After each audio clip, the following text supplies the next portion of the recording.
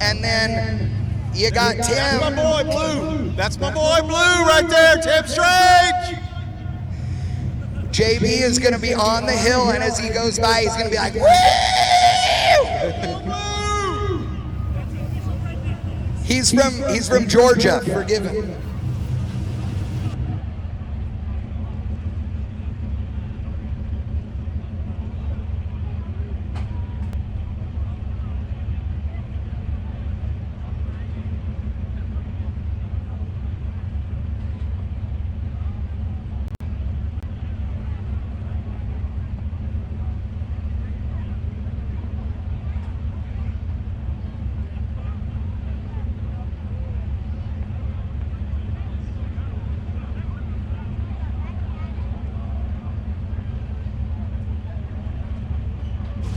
Attention in the pits, all competitors. We're going to be doing the national anthem here in about 3 minutes. So here in about 2 minutes, we're going to ask you guys to shut your cars off so we can have silence for that. You can fire them right back up after that.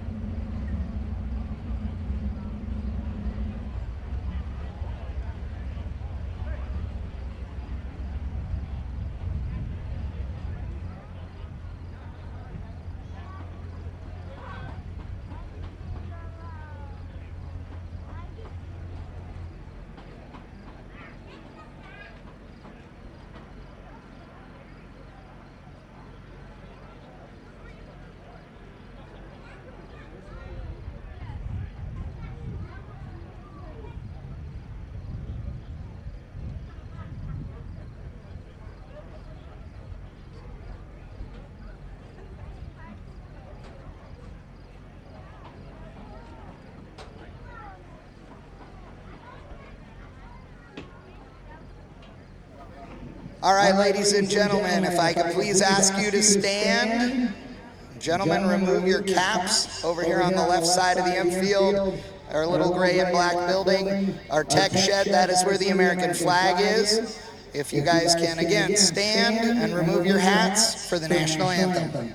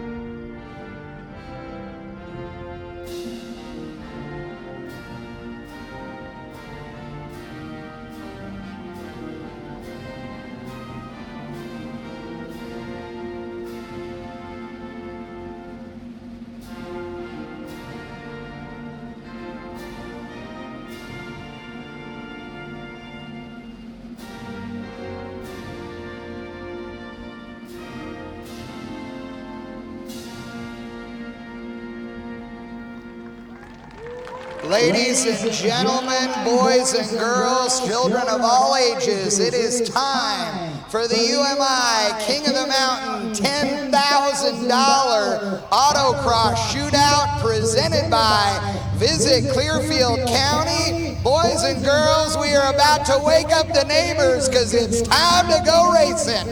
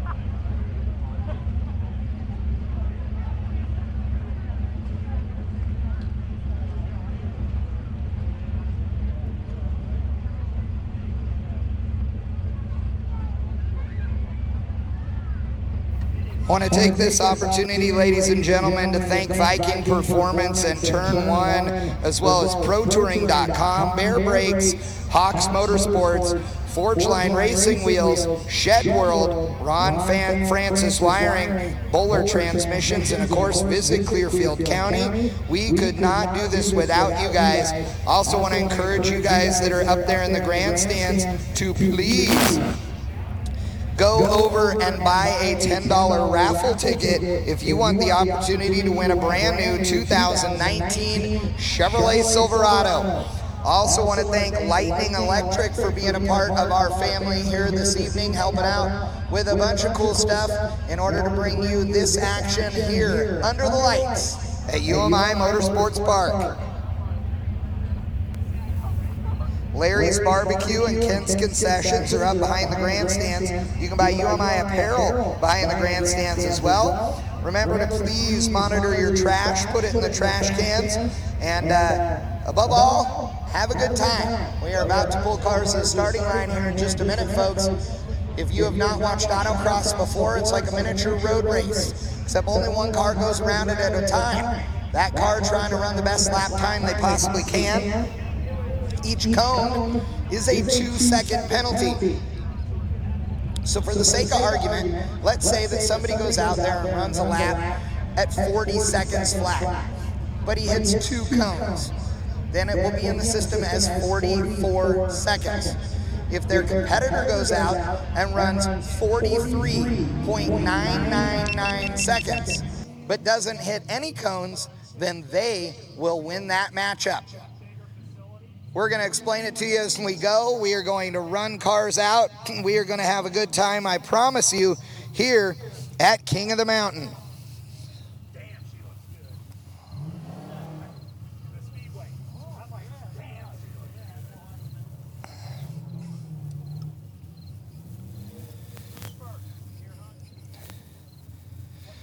Our first pair is going to be car number 701 and car number 12.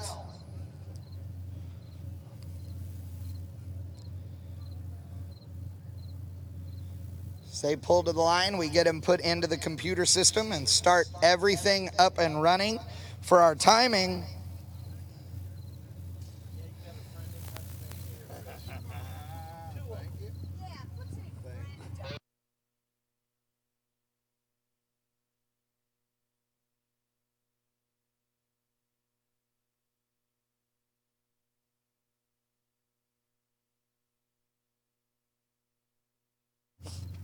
Up first is going to be car 701, that 1970 Chevelle, driven by Matthew Braun, owned by Tony G. The two of them have both been racing this car this weekend, but it's Braun that got the lead.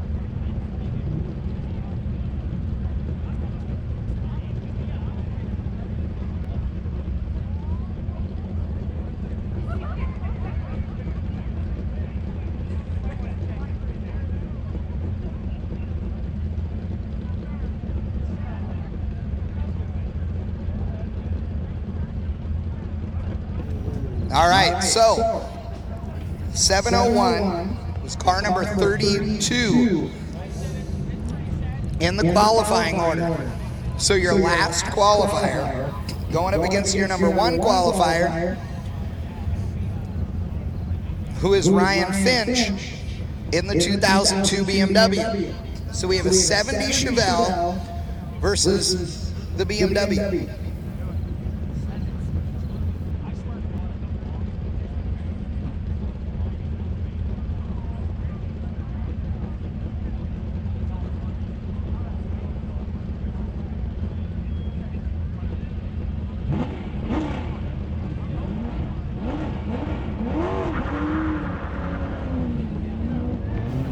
Braun, whose best lap of the day was a 31.922, but he had a cone. His best clean lap, a 32.398. He's out there running through the middle, goes into Corn Dog Corner. That's the name of this one, folks. Nice job, but gets a cone. Gonna be mad, dude. Clean is the key, clean is the key. Bottoming out, going over the hill, onto the back stretch, hard on the throttle through the S's. Braun, who is a fast guy, but gonna be mad because that is not a clean lap. Through the lights in the final corner, on the throttle, last little zip. Oh, bad run all the way, 45 seconds and all the cones. I mean, it's like 5 or 6, it doesn't even matter. He might as well have not even driven around the racetrack. That is how important the cones are. That is what you don't want to do. You want to go slow, you want to cruise around this thing. This is a recon lap, get one in the bank. Ryan Finch knows that happened, heard what the run is, knows what he's got to do.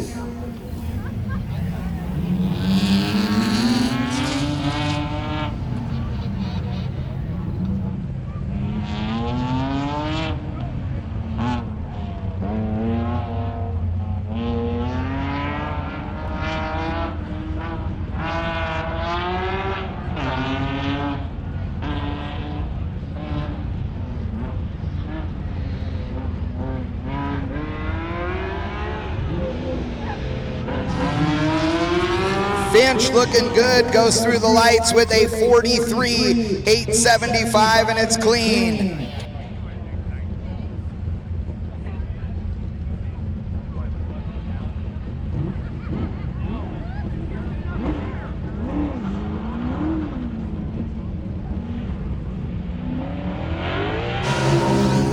Braun back out there on the racetrack, driving it hard. He knows he's got to beat a 43.875 from Finch, who's one of the fastest guys out here the entire weekend.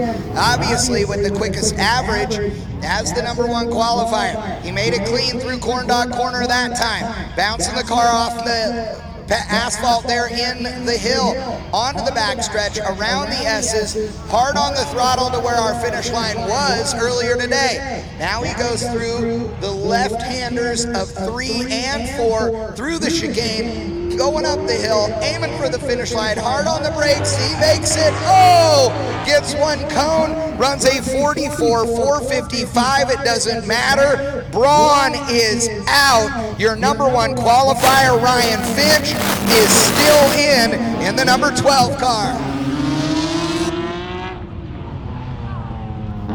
It literally does not matter what Ryan Finch does here, okay? He has already won this thing with his first lap, but it would be absolutely stupid for him not to take this free lap. This is a chance for him to push the envelope, see what it's like in the dark, see where he can pick up some time. Finch is no stranger to being fast in this little BMW that is gutted to the max. Finch coming out of turn 4. Hard on the throttle, goes around the S's. Wow, close to the cones, through the finish line. 43.369, he picks it up even more. He shaved half a second from his first to second lap, and taking the win in round 1 is gonna be car number 12, Ryan Finch. Up next, we are gonna have the Miata of Ryan McCauley, car number 115. going up against Jason Brady in the number 44 K5 Blazer. Macaulay racing for a special cause.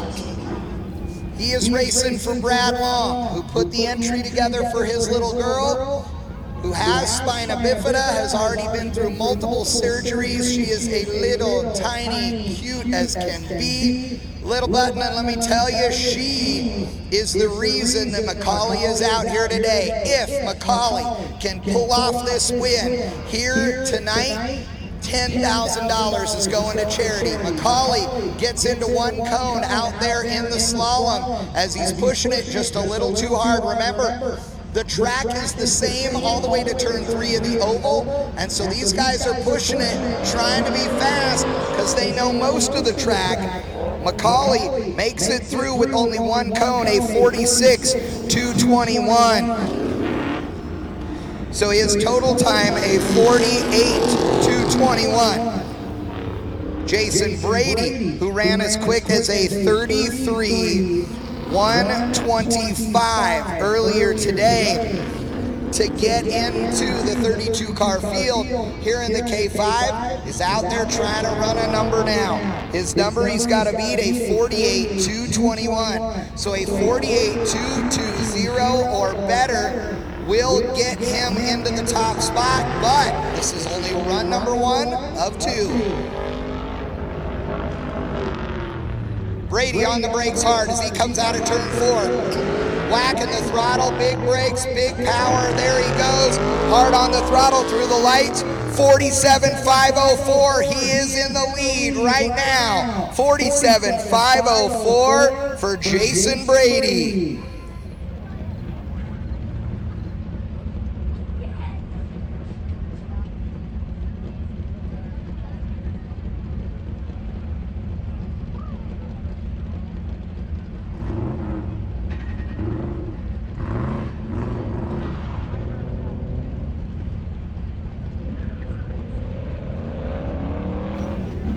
Macaulay trying to run a better number. 48.221 last time with the cone penalty. Trying to beat the 47.504 of Jason Brady. 47.503 clean, and that will be enough. They're going to check a cone. Looks like he might have whiffed it. Cone is okay. Macaulay makes it through his tough spot on the backstretch. Hard on the throttle. The Miata has a LS3 V8 making 530 horsepower under the hood. It is a cool little car, and Macaulay knows how to drive it. On the throttle hard, goes through the finish. 44.526. Wow. 44.526. That's a big run. Wow. 44.526 is only a second off of Ryan Finch in the BMW.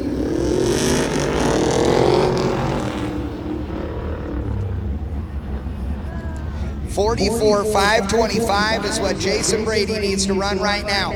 The truck is capable. He ran a slow lap last time to make sure it was clean. On the throttle hard. Jason running through the middle of the course. He's used to being under pressure. He's won plenty of races in the race Blazer. Hard on the throttle, on the backstretch, going through the S's. Jason Brady showing everybody what a full-size truck can be. This thing is moving, going around the left-hander, hard on the brakes as he goes into turn 4. Coming out of turn 4, hard on the throttle, through the chicane. What's it gonna be? No, there he goes, out of shape. Brady, 47.422. It was faster, but not fast enough. Jason Brady going home. Macaulay going to the next round.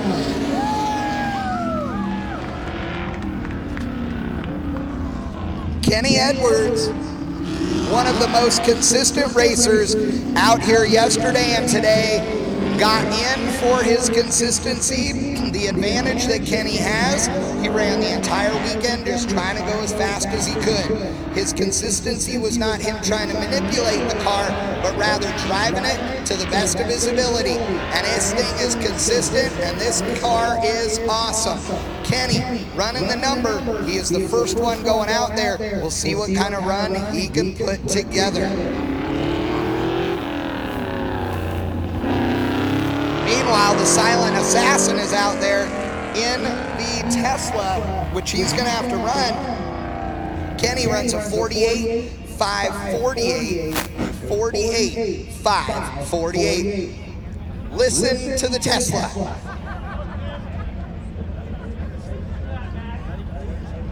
Is that thing on?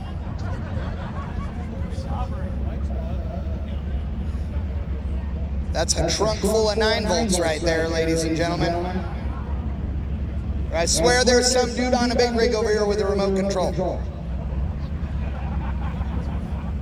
Laughlin can't be that good. How without making noise? The good news is this big long racetrack, it's going to run out of battery before the final round, so everybody will be good.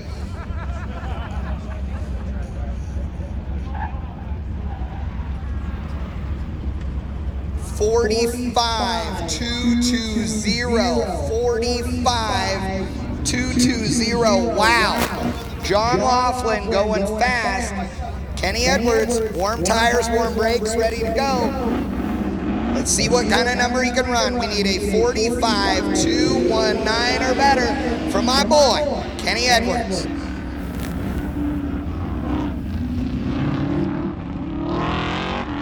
Kenny in the middle of the racetrack, lining it up, getting out there in the dust, hard on the throttle, going through Corn Dog Corner as he makes the left-hander right next to the cone, up the hill. He's clean so far. Kenny coming up onto the backstretch. We'll see what kind of number he can run. Hard on the throttle through the S's. I've driven this Mustang. This thing is badass, ladies and gentlemen. It's got big power, crazy suspension, arguably one of the best balanced cars out here. Can Kenny Edwards run a 45,219 or better?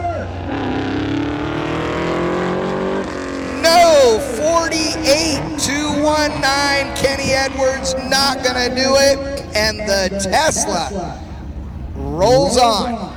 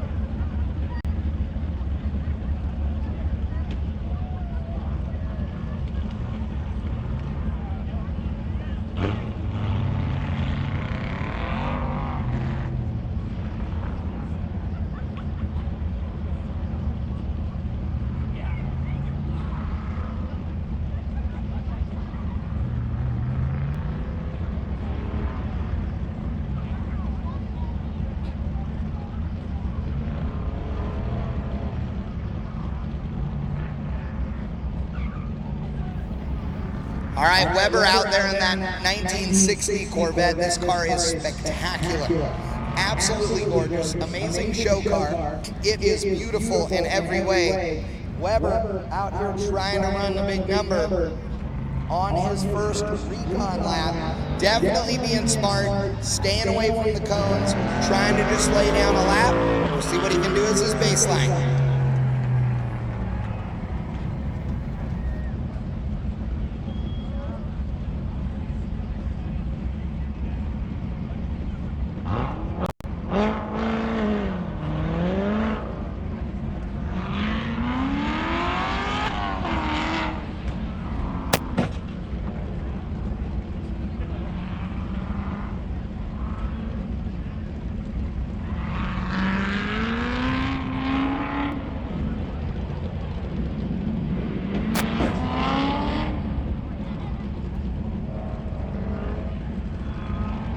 All right, Brian Peters up now after Weber ran a 52.429 on his checkout pass. Peters has been quick.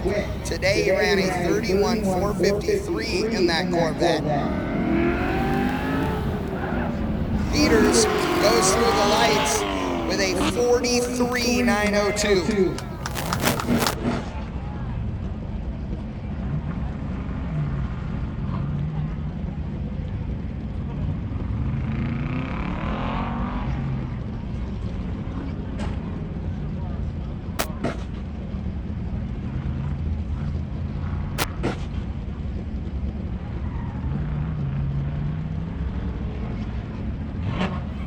Ladies and gentlemen, we have hundreds of people, including Greg Nelson, watching right now live on Facebook. You guys are a part of something special. Peters again ran a 43.902. Nick Weber back out there in that 60 Corvette. This car stunningly beautiful. Definitely not as fast so far this weekend as Peters has been. But let's see what Weber can do right here in round one. He's hauling the mail through the finish line, hard on the throttle. 50.814. 50.814.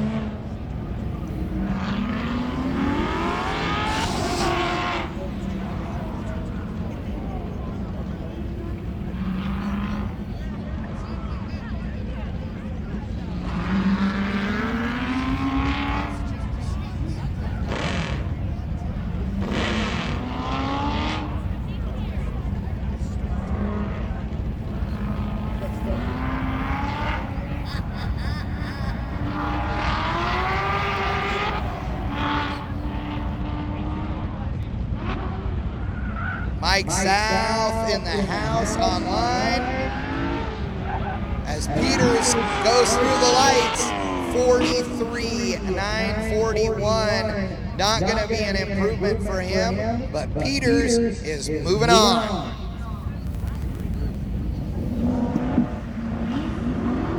Up next, Jeff Wolpert. Wolpert in the 81 Camaro, car number 181. Looking to throw it down against the Corvette.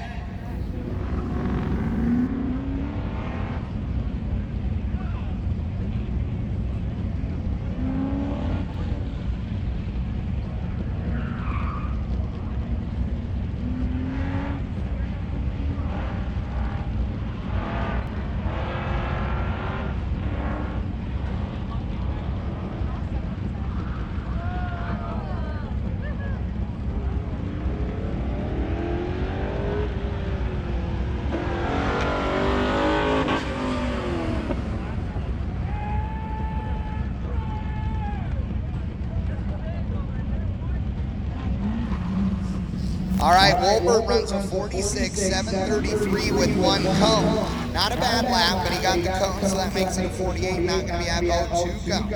Meanwhile, Paul Curley, who showed up in a borrowed car, he borrowed from his old man because he burned his car to the ground. It might be a little soon to give him a hard time about that, but if I was his old man, I might require him to carry a fire extinguisher around with him. I'm just saying. Too soon. Curley looking good, going around there through 3 and 4. Getting through the chicane, hard on the throttle. He aims it for the finish line. 44.056. 44.056 for Paul Curley.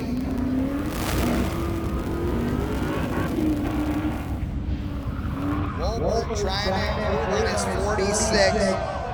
Not gonna do it. That's it. He went around, spinning it out. That is it. Wolpert not gonna be able to do it.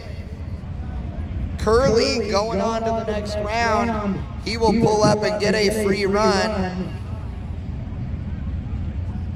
Feel bad for Wolpert. That guy was really consistent all weekend long, having a great time, but he made it into the 32 here at the $10,000 King of the Mountain, presented by Visit Clearfield County.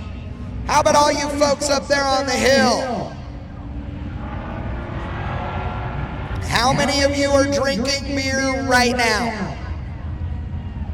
Okay, that's sad. Yes, I want another cheer from everybody drinking beer. How about everybody drinking bourbon?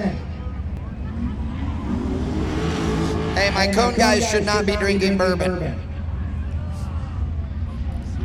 Okay, let's hear it if you're sitting in the grandstands. Wow, wow. Okay, one more time, you people on the hill, you're a little weak right now. So swallow another sip of beer, and let's do this again. Let me hear it from the guys on the hill. Ooh, I'm liking it. Paul Curley likes it too, hauling the mail through 3 and 4. On the throttle, let's see what he can do. He ran a 44.056 last time. Pow, 42.945 for Paul Curley to take the win. And now, the man, the myth, the legend, Chris Jacobs behind the wheel of a borrowed car. A borrowed car we call Grandma. A car he's been fast in before but never driven out here at UMI Motorsports Park. Chris had to borrow this one after blowing the rear end out of his Corvette on the parade laps. Looking good, it's clean. Chris is a really talented, very smooth, really good autocross driver, a guy that I have had the privilege of being around at a lot of events over the years. Him and his wife Linda are absolutely wonderful people. I am so happy that Dan Ballard gave Chris the keys to Grandma to let him make a run and see if he can move to the next round. On the throttle, hard through the lights, 48.572, and it's clean.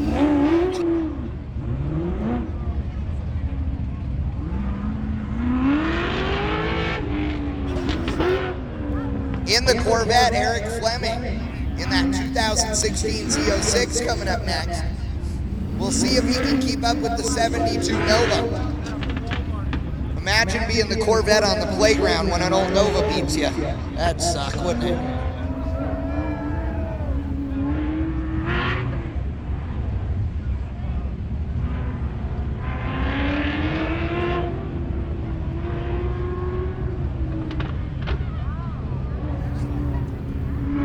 Fleming heading for the finish line, grabbing a gear 44.763, 44.763.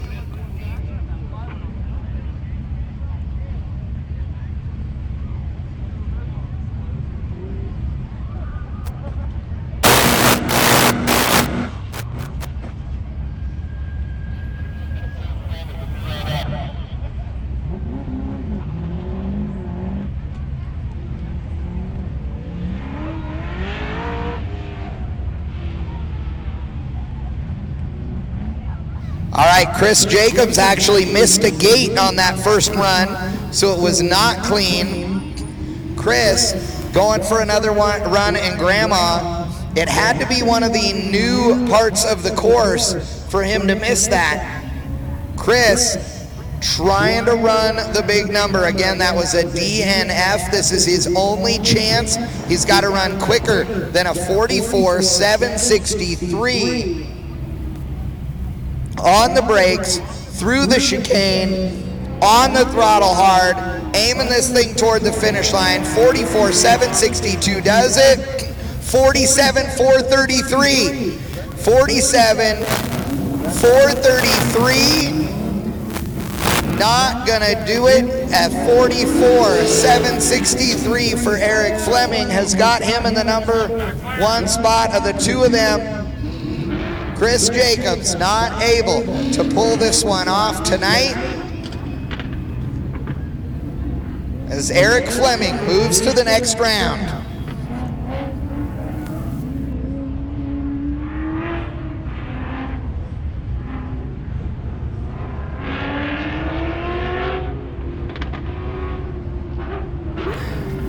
Fleming getting a free practice round. Let's see what he can pick up. He ran 44.763 before on the throttle hard. 44.147 with one cone. 0.6 of a second improvement, but a cone penalty of 2 seconds added. I gotta tell you, I think that car will be capable of a 43 for sure. We'll see if Fleming can do it. Up next, car number 29, Ron Scott in the 63 Corvette. The split window.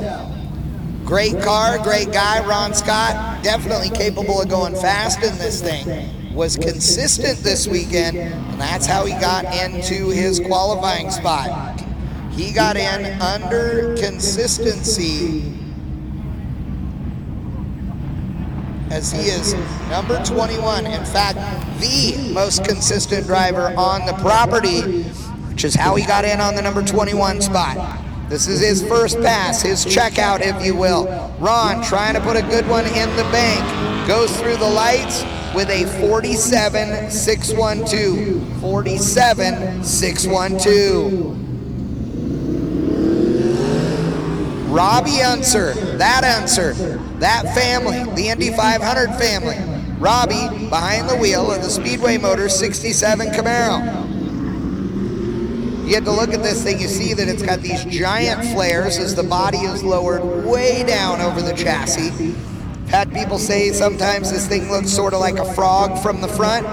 It is one cool hot rod. It is fast, and Robbie sure knows how to wheel it.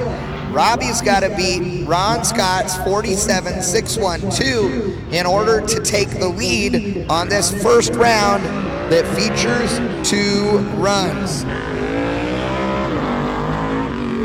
Robbie runs a 46.037. 46.0. He's got 1.6 second advantage over Ron Scott. Ron and that Corvette are capable of picking it up. We'll see what he can do here.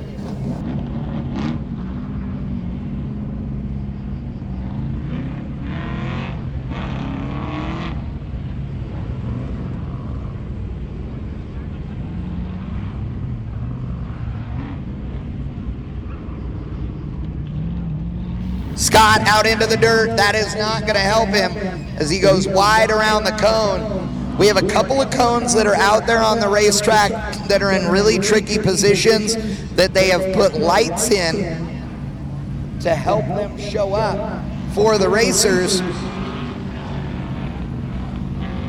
He went a little wide, and I'm afraid that's going to cost Ron Scott. If he doesn't beat a 46.037, he's out. 46.841, not gonna do it. He tried, and if he hadn't been off in the dirt, he may have been able to run the number. Robbie ran a 46.037. This is a free lap. Robbie running with no headlights. That is a brave move.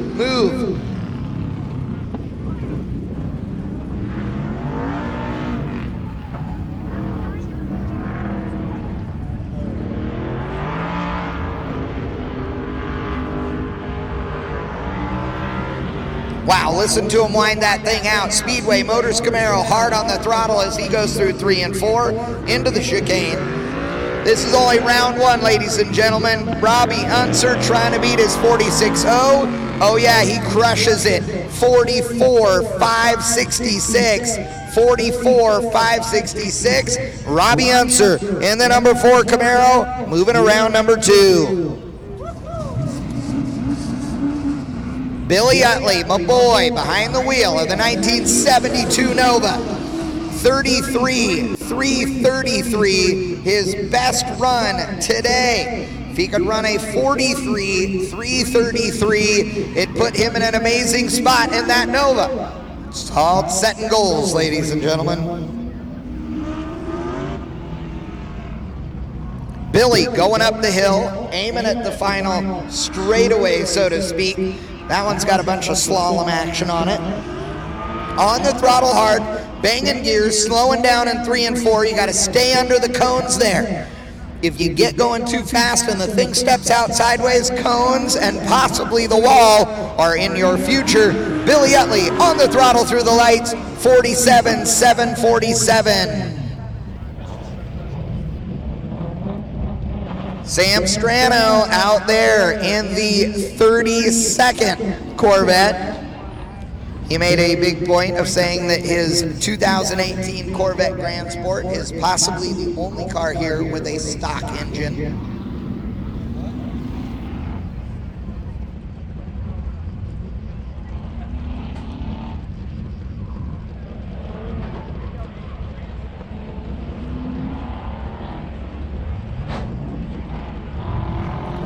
I love Sam Strano right now because he has a Corvette that's not so loud that it makes me want to stab myself in my own ear. If you listen to these cars all day from right here by the starting line, the loud ones become the bane of your existence. Sam Strano, 43.506, 43.506 seconds, and Billy Utley is on the throttle. Billy has to run a 43.505 or better. That means he's going to have to shave more than 4 seconds off of his best lap in the 72 Nova. Hard on the throttle. Billy going around Corn Dog Corner. Yep, that's a thing here. It's actually Corn Dog Corner. I'm telling you.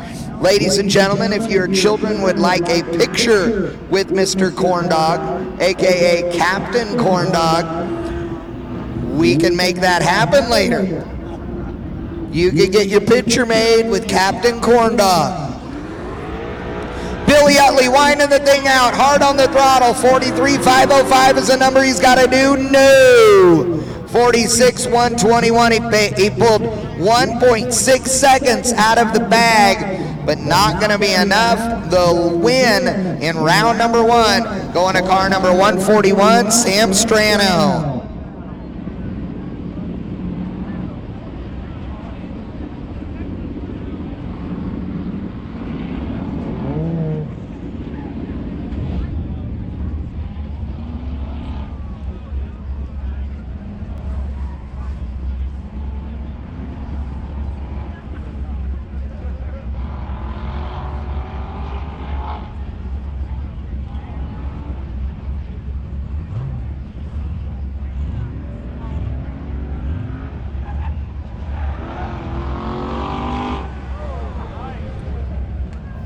42.676 for Strano with 1 cone. That is fast, ladies and gentlemen.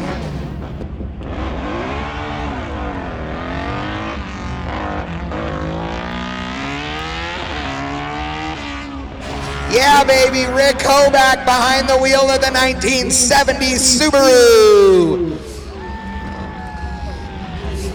If attitude is everything, then he's winning it all, ladies and gentlemen. Hard on the throttle through Corn Dog Corner.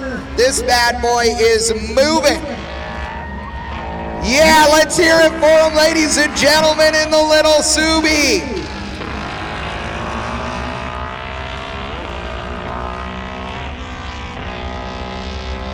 He's still accelerating through 3 and 4, hard on the throttle. Let's see what this thing can do. Downshifting it, running it through more gears than it's been through it all so far. A 50.067, 50.067 for Rick Hoback. And now it's Brandon Randbeck, one of the favorites out here this weekend. Rick Hoback did not get the good draw. Randbeck used to driving at night, used to racing in all conditions, including snow and ice. He races a lot.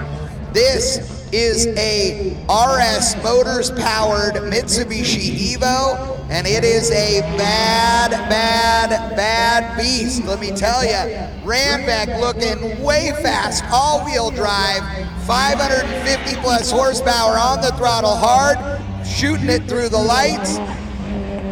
45.049, 45.049. 45.049, he made the clean lap, the one he needed.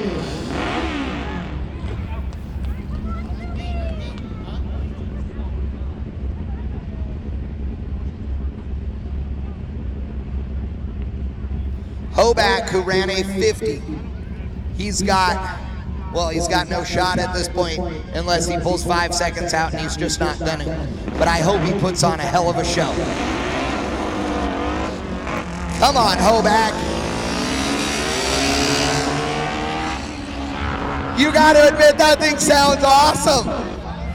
It's powered by a Hayabusa motor out of a wrecked motorcycle. He literally had not driven the truck or the van until yesterday morning ever. It is awesome. I mean, this thing, they have worked on it, they have tweaked on it, they got into the 32 car field.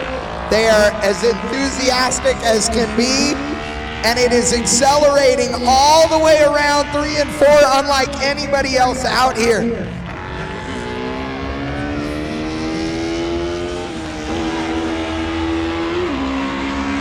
.250, Rick Hoback. Not gonna go any further, but man, it was fun to watch. And Brandon Randbeck trying to beat his 45.049, driving safe, driving conservative, got him where he needs to be. Let's see if he throws it down now. That RS motor's power hard on the throttle. He's going over the hill. This thing's all-wheel drive, keeping it tight onto the back stretch.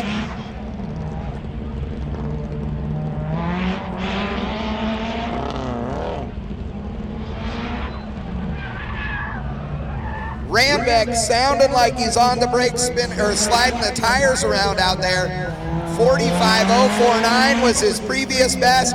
44.289. 44.289, and Randbeck in the number 74, moving on.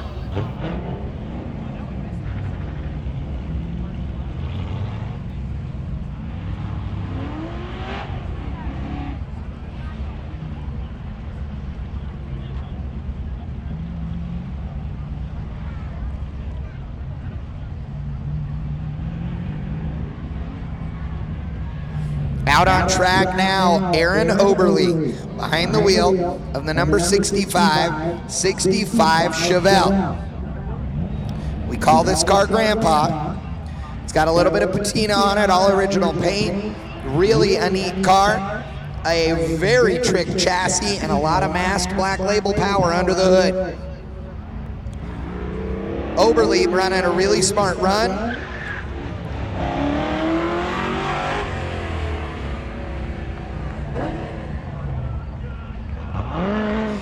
Oberle runs a 47.986, 47.986 with 1 cone.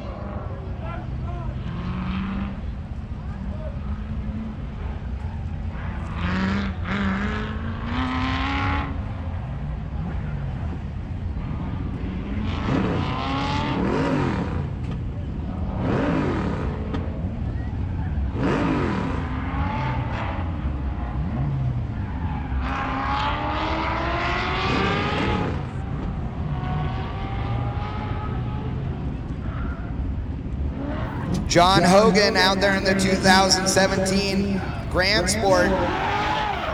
Whoa, whoa, whoa. That was not good. Ladies and gentlemen, that thing was out of shape, hit the wall. Please, all you competitors, do not climb the wall. Competitors, do not climb the wall. Please let our safety personnel get out there and assess the situation.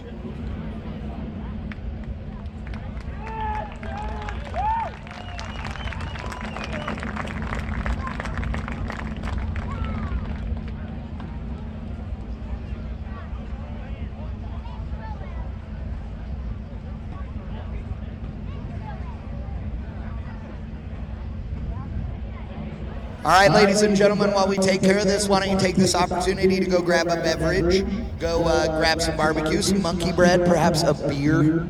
I am going to eat a cupcake. I am. I'm not lying. I'm opening me a peanut butter cupcake from the bake sale. Oh, I know they're good. I already ate a few of them. I have one over there if you'd like another one. I have a whole tray of goodies. I'm sharing, because sharing is caring.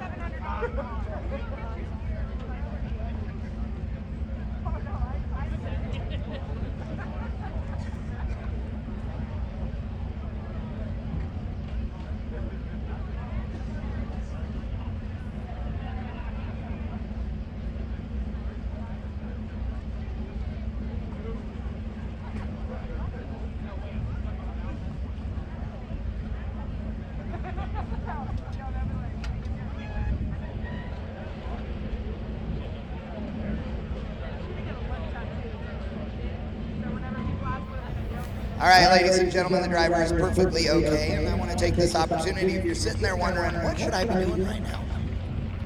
Besides getting barbecue or beer or a cupcake like I'm eating, you could help out one of our favorite charities. This weekend, we've raised several $1,000s through a bake sale, which I am eating like my 76th cupcake. I got the diabetes this weekend. I mean, like, I gave myself the diabetes this weekend. I just got over it after last month. I got it eaten here at a bake sale too. It's a good thing they only hold a couple of events a year, because I'm already fat. I'd be really bad. So, the Emily Whitehead Foundation is a near and dear to our heart charity that we help raise a lot of money for here. If you are in the mood to give $1 or $2 or $3 or $5 or $100, whatever it might be, if you text activate, the word activate, to 243-725. Again, activate to 243-725. You can donate anything, $1 or more, to the Emily Whitehead Foundation, which is all about helping children with childhood cancer, and every single penny goes straight to the kids. They have done a great job. It is a local charity here in Clearfield County, and they have done a wonderful job doing fundraisers at schools, doing fundraisers here at the racetrack, at church, etc. And we really appreciate them being a part of our events, and want to encourage you again to text activate to 243-725. In the meantime, I'm going to take another bite of my big, giant chocolate peanut butter cupcake. I'm not kidding. It's really good. I didn't have any of the monkey bread, but was it good? It's giant. They give you a monkey bread the size of a skillet, and then they give you a quart of frosting, which is mostly butter and sugar and everything else that's great in the world. It's like what puppies come from. You guys should buy them. It's awesome. They have a monkey on the side of the truck. I mean, they're committed to the monkey bread. I'm just saying. Man, that's a good cupcake. I'm not gonna lie. I have one more cupcake, so I'll eat it later. I also have some cookies and brownies and other stuff. Oh, Rob McGregor, I have some of those pumpkin spice cookies we like so much. At this point, my big beard also has a lot of muffin in it. Saving that for later. That'll be awesome. Wow. I'm a messy man.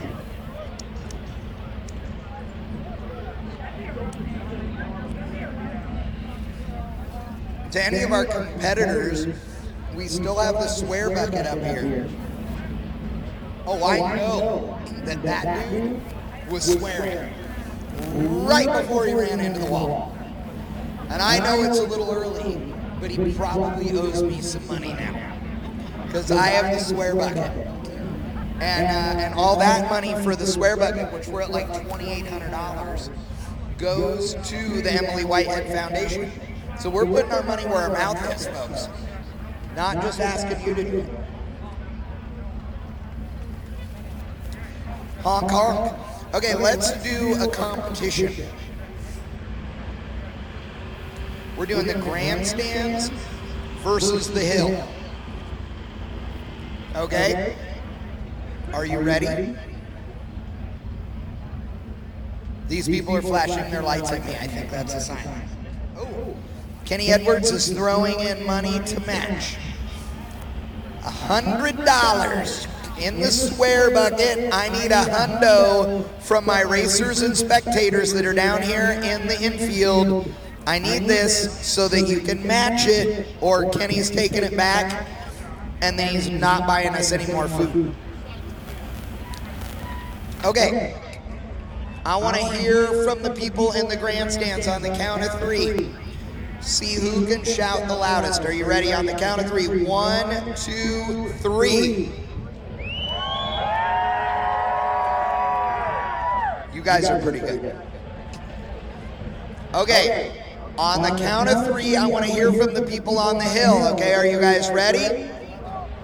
1, 2, 3. Okay, the people on the hill, hold on. The people on the hill, you're louder, but I'm disappointed. The people in the grandstands are going to appreciate my disappointment here in a minute. So the people in the grandstands have nothing to make noise with except by yelling or stomping their feet on the new grandstands. You people over on the hill are not as smart as you could be, because each of you has a car that could honk the horn. What the hell, people? So now, I'm going to hear one more time from the grandstands, people, and then I'm going to give you guys on the hill one more chance. So let me hear it from the grandstands. Wow. Okay, now are all you people on the hill ready? I gave you a warning. I want to hear you scream and I want to hear your horns honk. So are you ready? On the count of 3. 1, 2, 3. Yes! Okay, but officially the people in the grandstands are still super loud, I gotta tell you. Oh, I have challengers from the infield who want in on this. Okay, are you guys ready?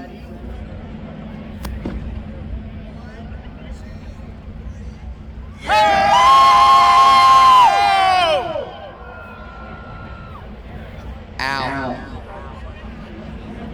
They have amplifiers and stuff. That's not fair. You will notice that there were 3 of you actually screaming. And I'm using my inside voice and I'm louder than all of you people. It's because my friends would admit I am a loudmouth. It is true. Have we got the Corvette out of the way yet? Nope, not yet. Oh, we got the tractor picking it up? That's awesome. That's a bad day when you gotta get your Corvette towed away with a tractor. I feel bad for that guy. All right, ladies and gentlemen, on the hill and in the grandstands, let's give it up for John Hogan, unfortunately crashing the Corvette. Let's hear a big round of applause for him.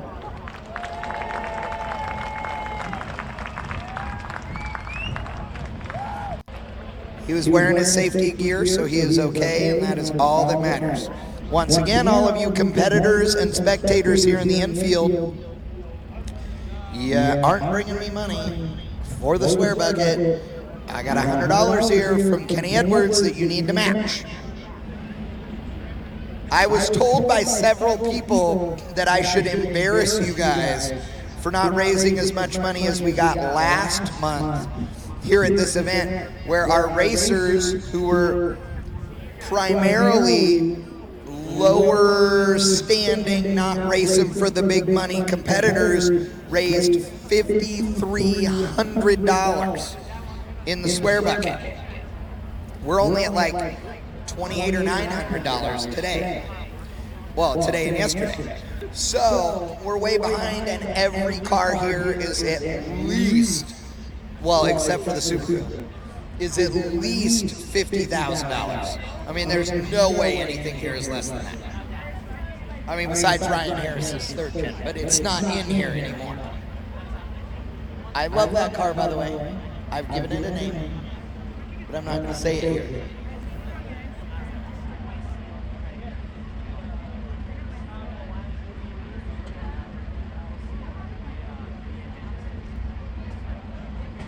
Okay, are you guys ready to see some more racing?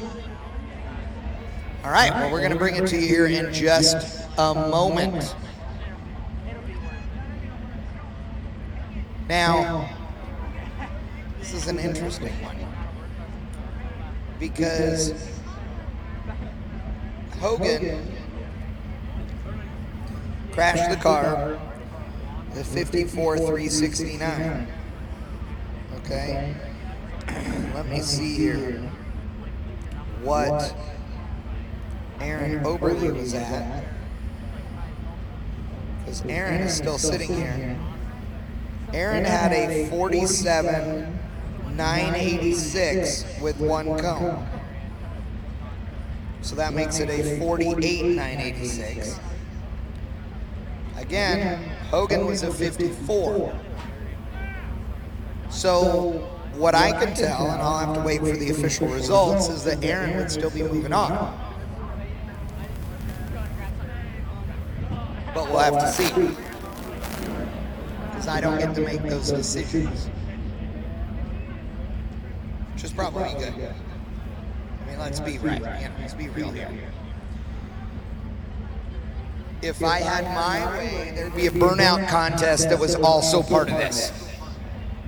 Anybody have an argument with that?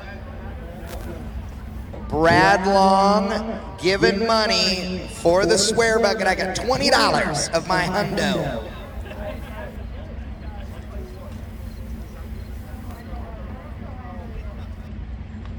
Oh yeah, sorry, 47 plus 2 is 49. Whatever. Shut up, it's less than 54. No, thank you. I don't want a cracker. Polly want a cracker? No.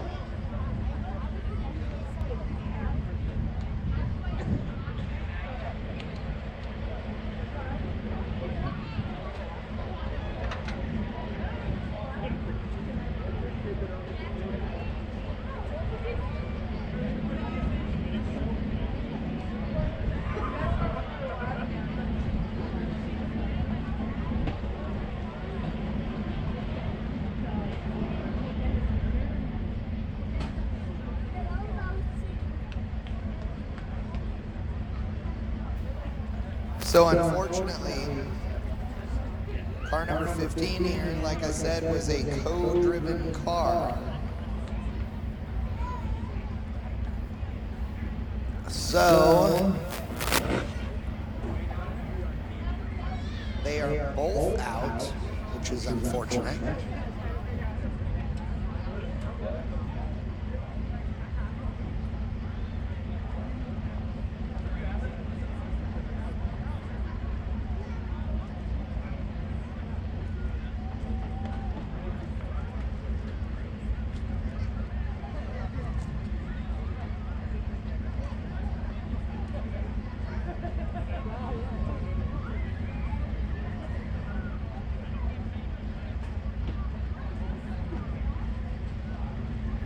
Wow. Okay, the drama. Okay, Peters was the one also driving that car. Brian Peters was in the top 10 in this event, and one of the guys that arguably was favored. Wow. And he won his round already. So this means that car number 157, ooh, dude, the implications are grande. We are gonna have to wait for the official word, but I believe that car number 157 is going to get a bye run, which means that they can just make a test run and be happy. And we'll move on. That is the silent assassin, Laughlin, in the Tesla. Wow.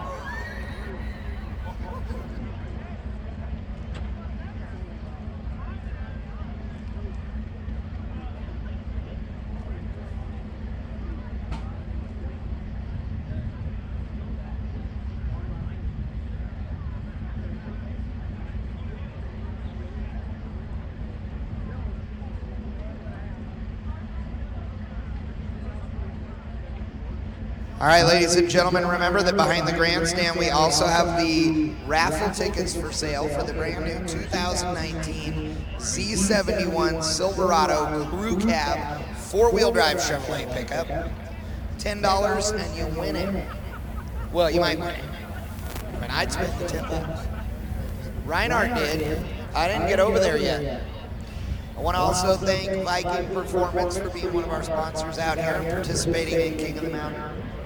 Turn 1, who is also right here on the racetrack offering support, and who gave all of us drivers, announcers, and staff cool King of the Mountain mugs.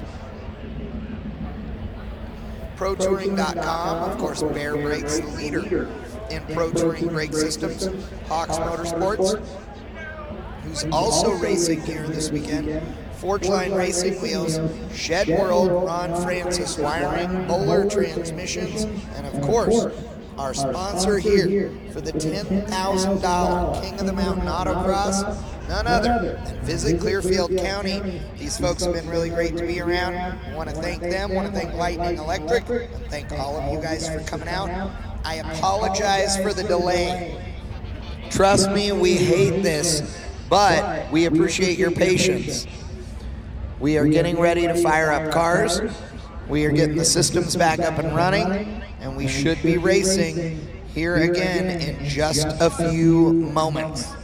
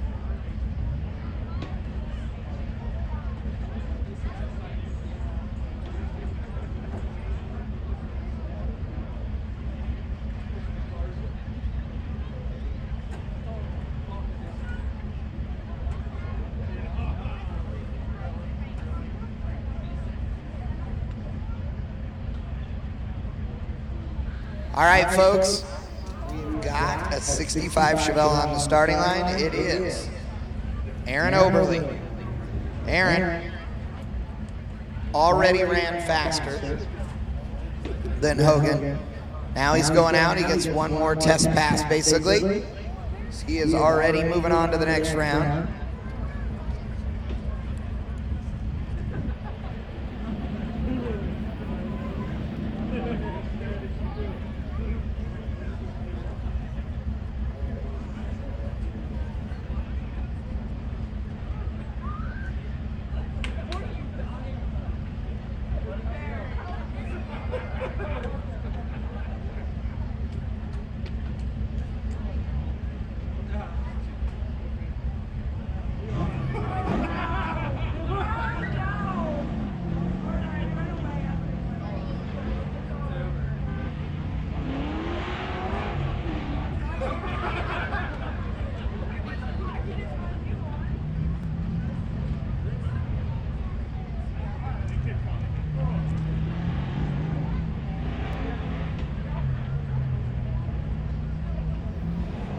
Aaron Oberle out there looking good. Again, his best lap so far, a 47.986 with one cone, which makes it a 49.986.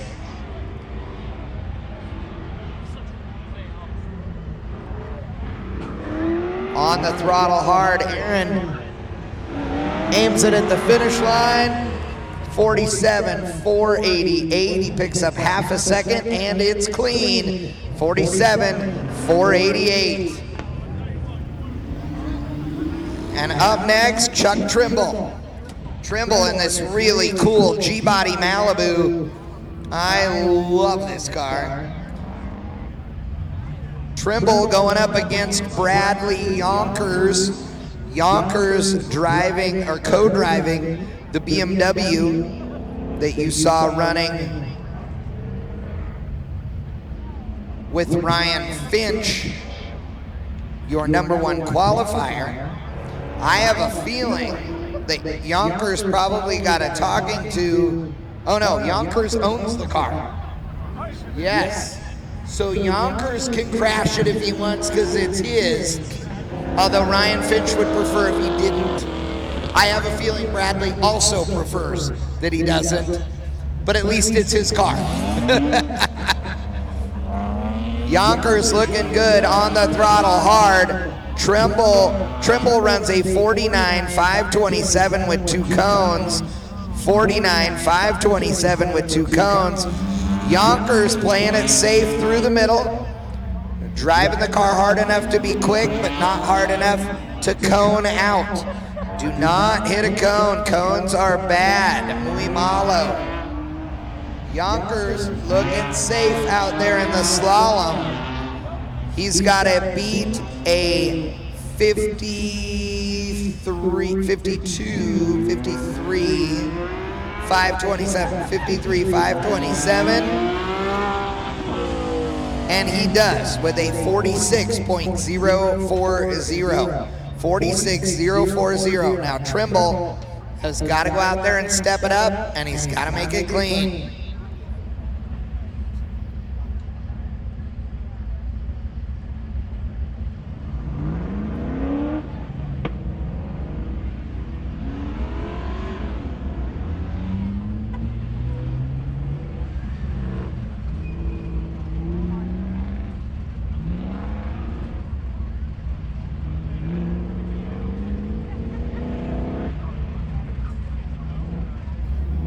Trimble looking good. Chuck going up the hill and around the corner onto the back stretch. He's got to run a 46.039 or better. And he has to keep it clean or he is not going to have any chance. Going through 3, into 4, through that little chicane, aiming it up the hill, through the big chicane, at the finish line, hard on the throttle. 48.238, 48.238, 1.3 second improvement, but not going to be enough. Yonkers just running around just to be a practice lap. 46.040 cements his move into round number 2.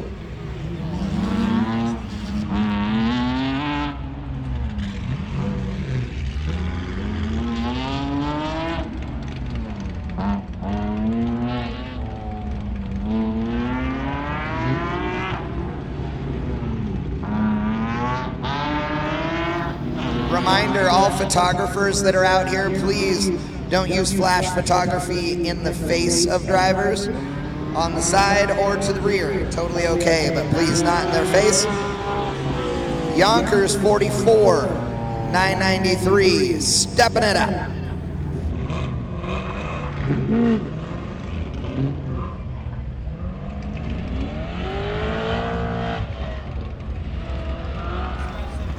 Out on track, Tim Strange.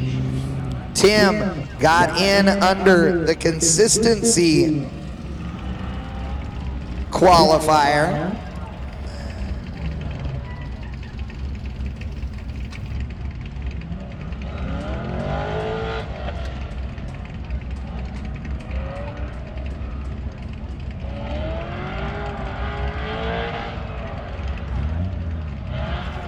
Strange in the number 13 car, got in the number 26 position for consistency, but on speed was definitely down a bit.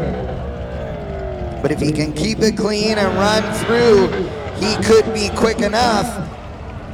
Runs a 55.761, 55.761. Jeremy Swenson in the number 3 Corvette. Swenson was your quickest driver on the track today with a 30.81 second lap.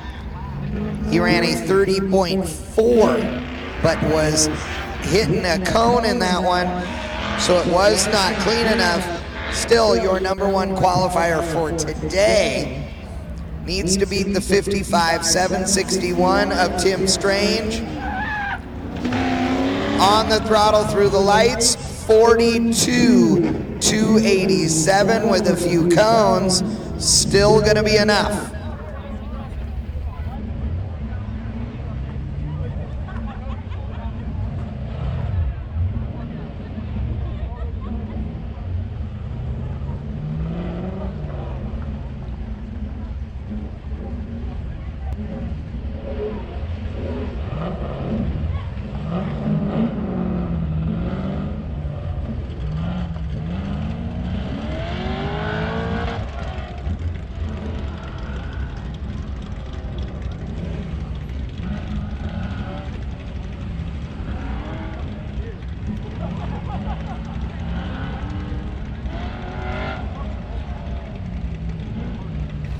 All right, Tim trying to pick it up. He ran a 55.7. That isn't going to be anywhere near close enough. He's really got to step it up in order to catch up with Swenson. Swenson, top qualifier. He is a hard guy to catch. Not a lucky draw for Tim Strange. But man, that car looks good going around 3 and 4. So he's trying to get near the finish line. On the throttle, getting brave out there. 50.565. 50.565.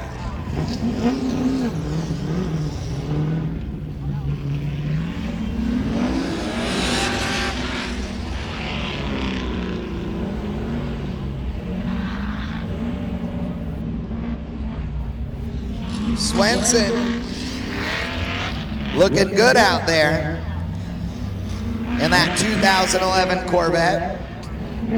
That C6 looking good. Little stiff, little bouncy out there in a few spots. But man, look at him go through 3 and 4.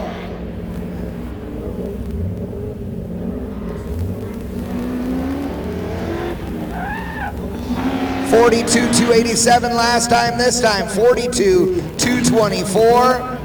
42.224, and it's clean. Car number 3 moving on.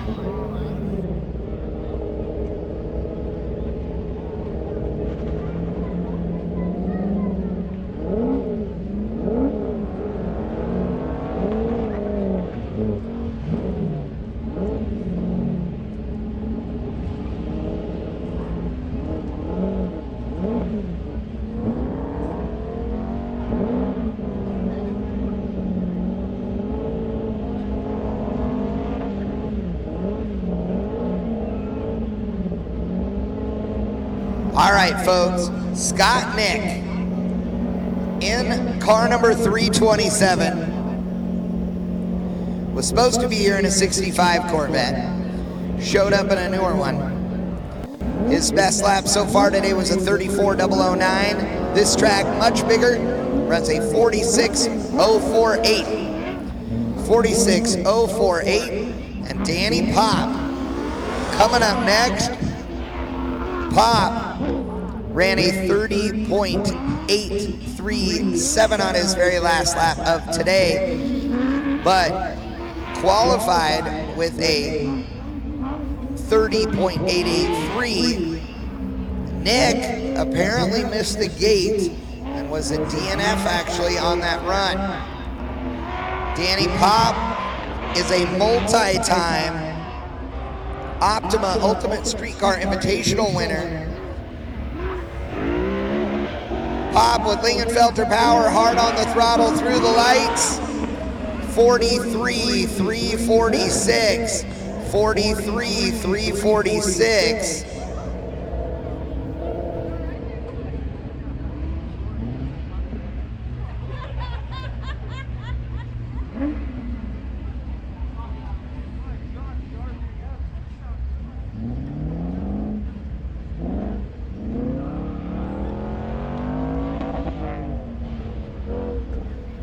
All right, Scott Knick, or Nick, one or the other, I'm not sure. Everybody says it different. In the cool C5 Corvette. much like Danny Pop. It's coming back around to the starting line. Nick has to run a 43.345 or better to have any shot whatsoever. If Danny steps it up from his 43.346 though, Nick is going to be in trouble because this is his final shot. Nick on the throttle through the lights, 47.852. Nick is out. Danny Pop, car number 10, moving on. Give it up for Danny Pop, ladies and gentlemen, as he makes one more run around the racetrack to see what kind of number he can put down.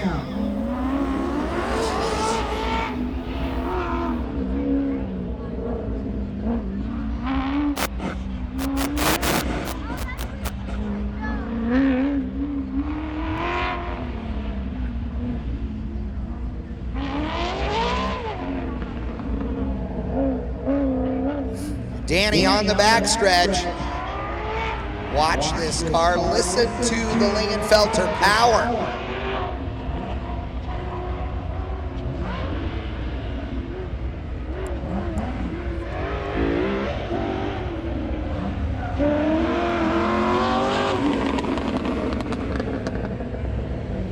Danny Pop with a 43.254, 43.254, and he moves on to the next round.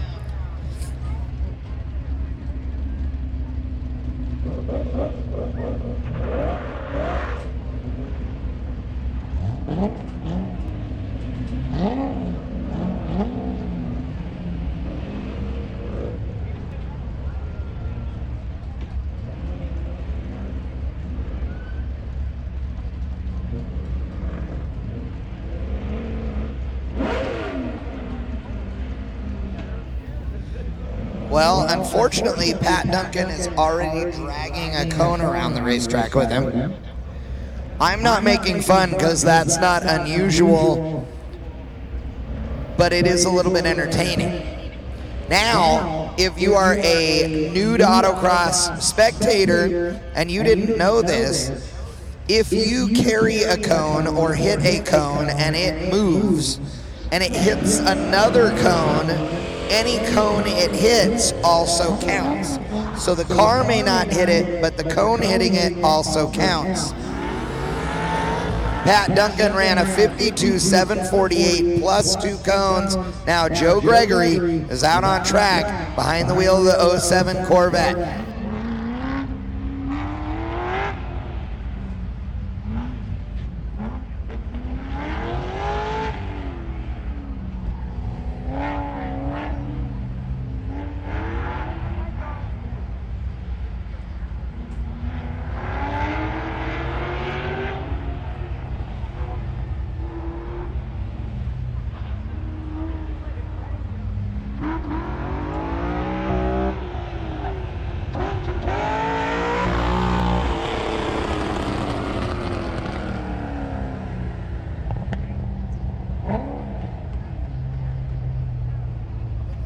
.46.647 for Joe Gregory. Good run. Definitely quicker than Pat Duncan, but Duncan is getting ready to leave the starting line with a vengeance.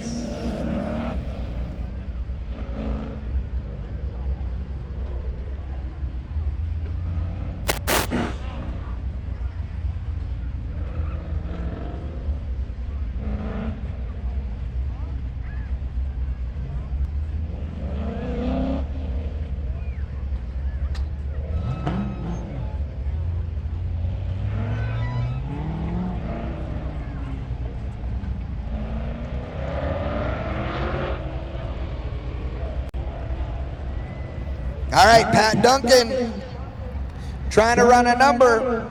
Little slow out of turn 4. Can he pick it up from his 52.7? Yes, 48.832. Not going to be enough, but good run.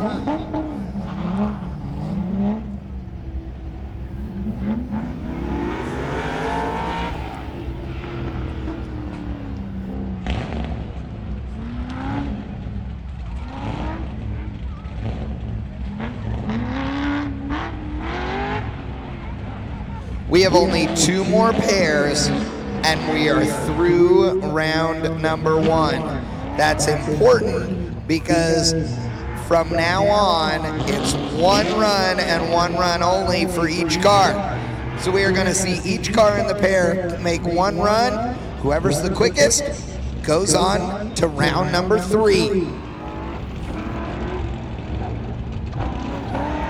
Joe Gregory trying to beat his 46, 647, and he does it by 602 thousandths, aka 6/10. 46.045 for Joe Gregory. Ryan Matthews, the 69 Camaro, leaving the starting line. This 69 Camaro has a factory front subframe and leaf springs out back still, and a small 275 tire all the way around. It is a far less exotic car than a lot of the stuff that is out here running, and Ryan Matthews is wheeling it like a champ. Oh, by the way, Ryan Matthews, a former Craftsman truck racer, kinda knows how to go around an oval on the bottom. Matthews through the lights, 47.396, 47.396.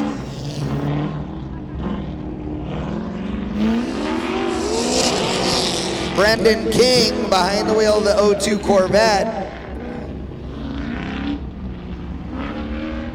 Only 18 years old, fairly new to autocross.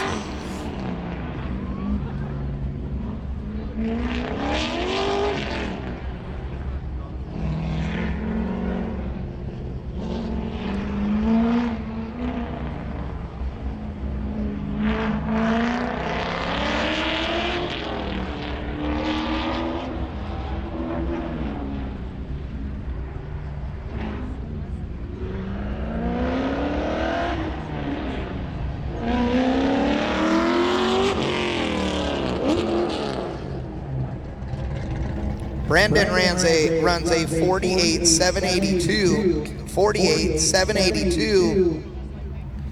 He's going to have to pick up 1.4 seconds basically to catch up to Ryan Matthews. Ryan pulling up to the starting line to run his second lap. He got the 47.396 in there as a safe run. We'll see if he can break into the 46-second zone and hold off the Corvette. I got to tell you, I'm hoping so. I own a 69 Camaro. I want to see this thing do it with a carbureted small block Chevrolet and way less exotic parts than most of the other cars that are out here. Ryan Matthews using good engineering, a solidly prepped and set up car, and a whole lot of talent.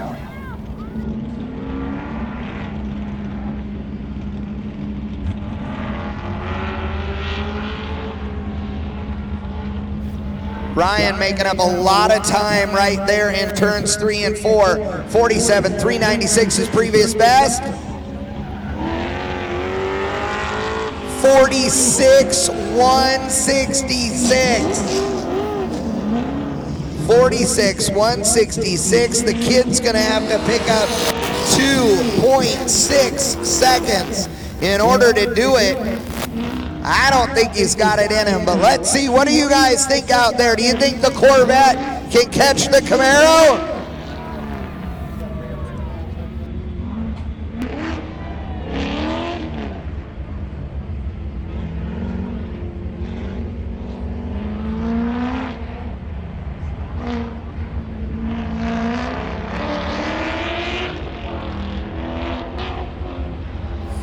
.46.165 or better gets him into round number 2. 47.077, Brendan King, not gonna do it. It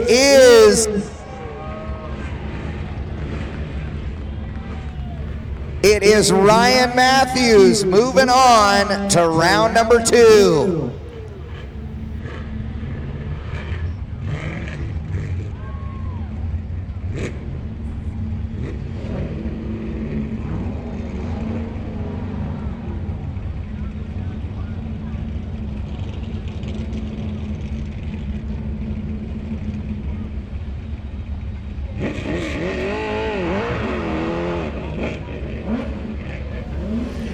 Brendan King just ran.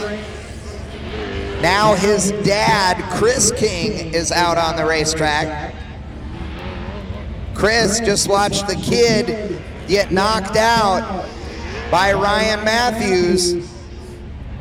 Dad in a Camaro, this time a second gen, going up against another red Corvette. This one, Justin Peachy, who raced his way into this event last month and is a local hot shoe. Chris King throwing down a number. Let's see what he can do compared to his kid.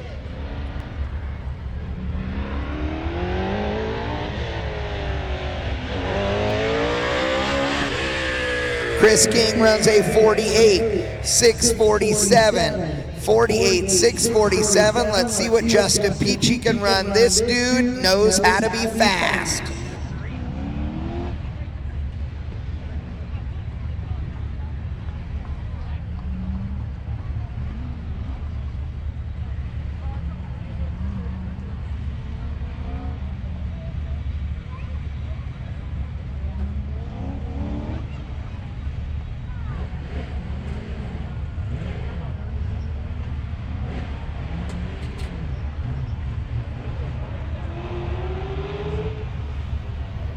Peachy going around turns 3 and 4, trying to run a safe lap so he gets one in the bank. He knows he's got to beat a 48.647. Chris King back out on the racetrack.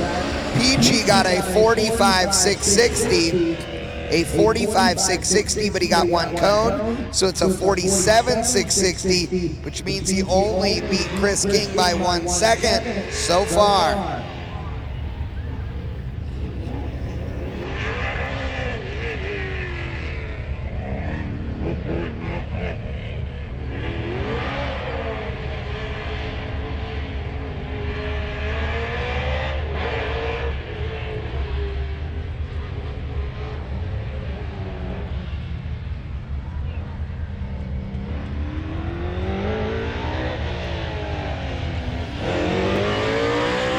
All right, Chris King with a 47.811, but he got 2 cones, so he is not going to improve over his 48.647. So at this point, Justin Peachy is the dude, but I know he's trying to run a number, so he's got something else to make sure he can rely on as he goes into round number 2. He needs to be clean. He needs that practice.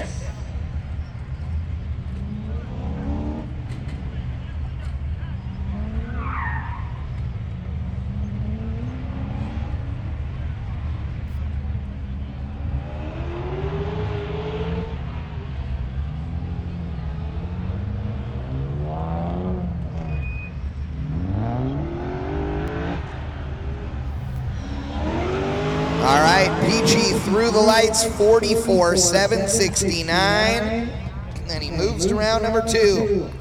And round number 2 is starting right now with Jeremy McCauley in the 1993 LS3 powered Mazda Miata.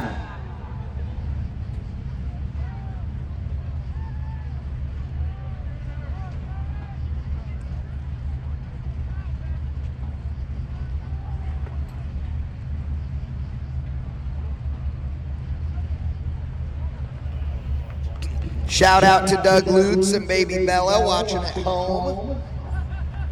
Everybody that's out there, if you are watching here on site, remember you can let your friends and neighbors know. They can watch live on Facebook as well. Jeremy McCauley, his best lap this evening, a 44.526. He's going up against Ryan Finch in the M3 BMW. McCauley is gonna need to give it his all, but he's got one and only one shot.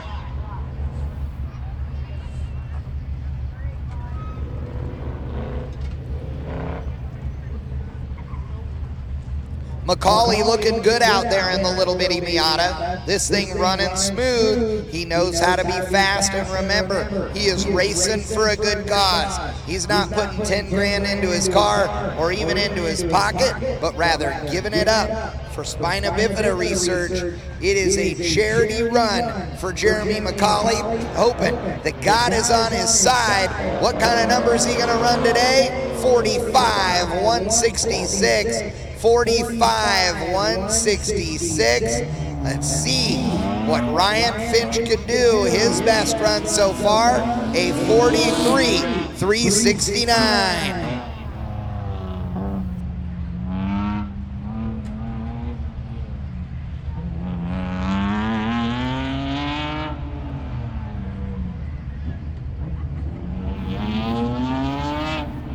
Finch has been really clean all weekend long. Honestly, him and Brandon Randbeck, really the only two in the top 5 or 6 who hardly hit any cones the last 2 days. That is going to be critical as Finch tries to beat the 45,166 of Macaulay. And he does it, 44,157. Finch is moving on to round number 3.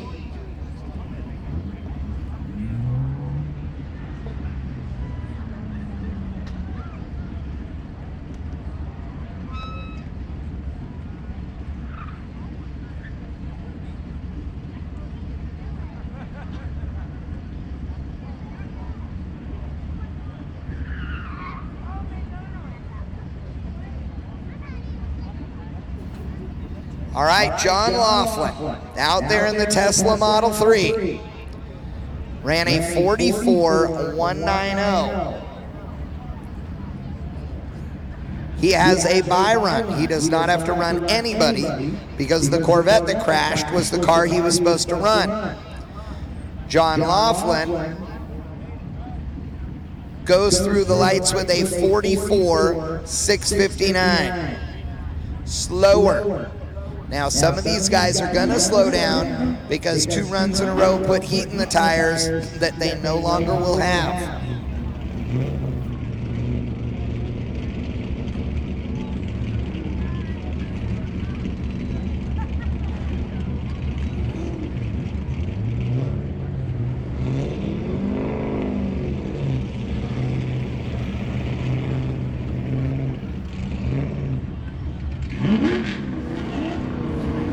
Up next, car number 33, Eric Fleming. His best lap, a 44,147 on his first run, ran a 44,763 on his second.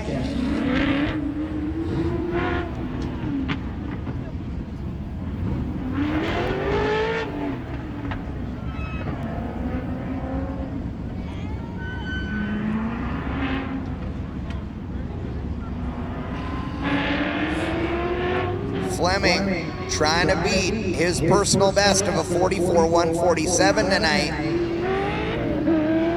Big power through the finish.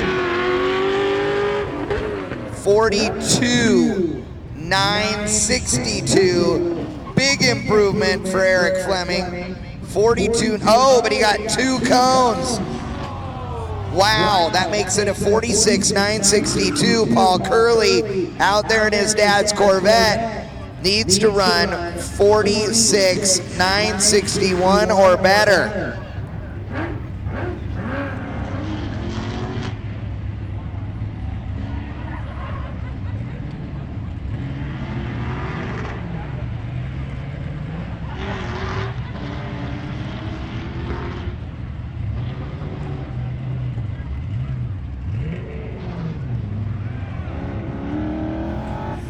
Paul Curley on the throttle hard.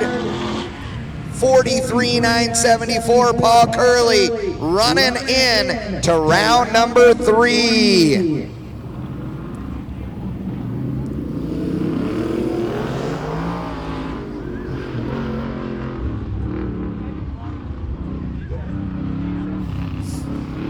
Up for grabs on the left side of the ladder, Robbie Unser in the 67 Camaro. his best lap so far this evening, a 44.566.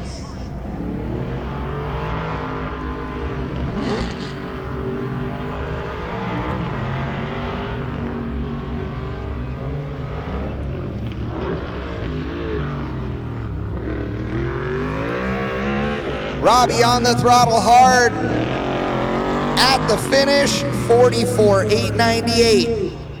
44.898. Sam Strano ran a 43.506 as his best lap so far this evening. On paper, he's got this, but can he run the number without hitting a cone? Because his last run, he did in fact take out a cone. A 42.676, but with one cone, which made it a 44.676. He's got to beat Robbie Unser's 44.898.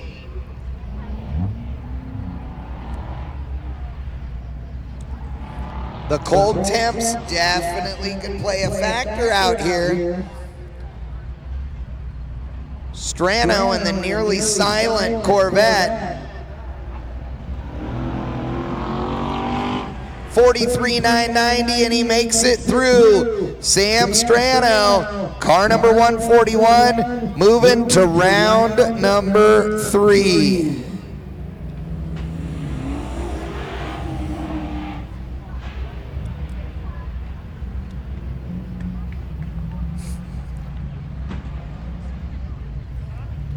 Up next, Aaron Oberle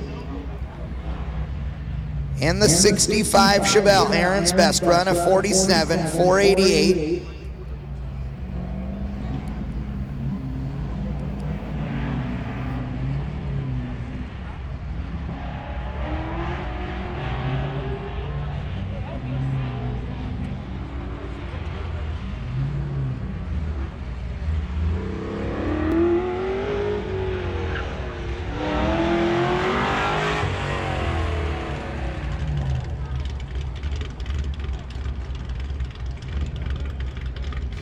$46,995 for Aaron Oberle, but he got one cone. Up next, Brandon Randbeck, who ran a 44.289 last time out, but got a cone. His previous lap, a 45.049, had him in a good position to move into round number 2. Randbeck looking good. He knows he's got to be smart. He knows he's got to be safe as he goes through the middle of the course. Randbeck trying to run better than a 48.995. On paper, this isn't hard for him. In reality, 2 cones could throw him under the bus. Randbeck running the number out of shape, out of shape, out of shape. Pushing the thing too hard. Randbeck 45.544. Wow. Keeping it under him. Randbeck pushing the limit. That was close. That is where being the guy that keeps it under control and stays smart right at the end. Man, that was close.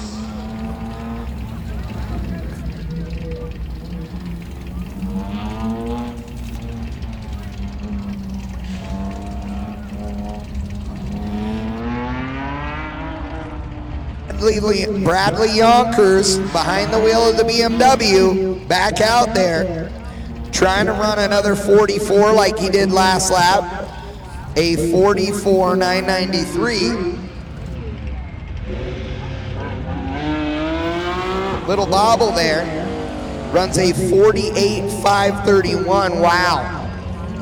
That is leaving it wide open for Jeremy Swenson, who ran a 42 the last time around.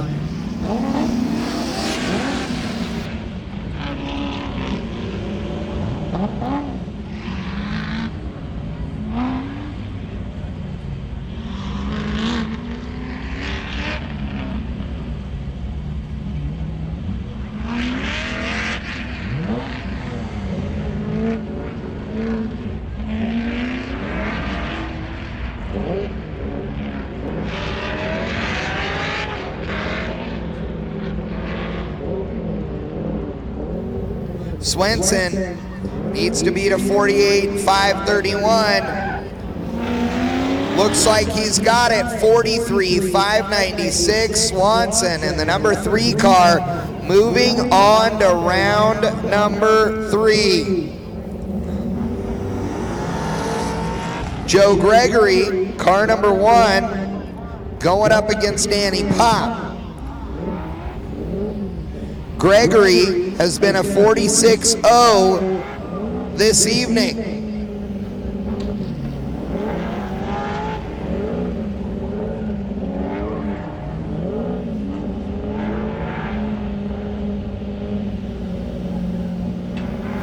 Gregory looking good as he goes down the backstretch.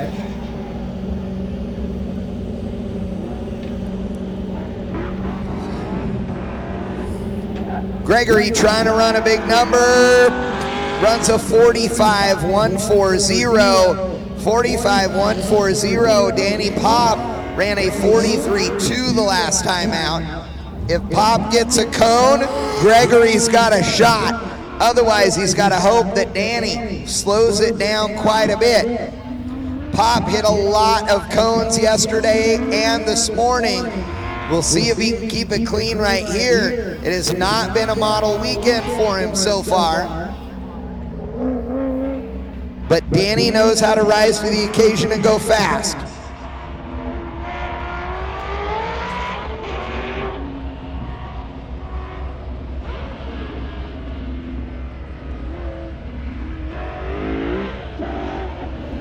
Danny trying to beat the 45.140. He does it. 43.472. Danny Pop moving it on to round number 3.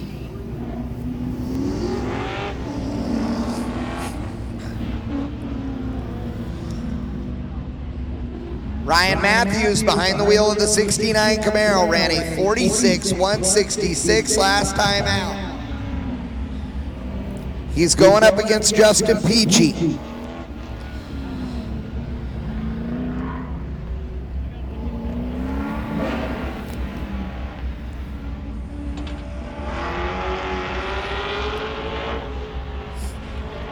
$46.166 last time around. Can Ryan pick it up? Ryan on the throttle out of 4 through the chicane, hard on the throttle to the finish line. 45.880, 45.880. He's getting quicker with every single lap, and every lap that he has made has been clean. Justin Peachy, meanwhile, has gotten slower every lap and has been hitting cones. Peachy's still managing to go fast, so he is making the win, but right now, his performance was comparable to Ryan's last time around, and he got a cone. We'll see if Peachy can beat the 45.880 of Ryan Matthews. It's got to be a 45.879 or better. Peachy through the finish line. 44.852.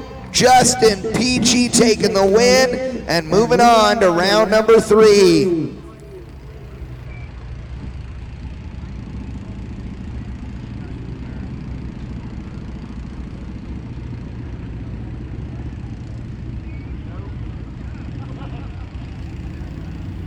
John Laughlin, the silent assassin, in the 2019 Tesla Model 3. I find it entertaining that Tesla couldn't come up with anything more creative than a number. Oh, out of shape, saves it. 44.889 for Laughlin, who, by the way, is getting slower with every lap. Is it running out of battery? Ryan Finch ran a 44.157 the last time.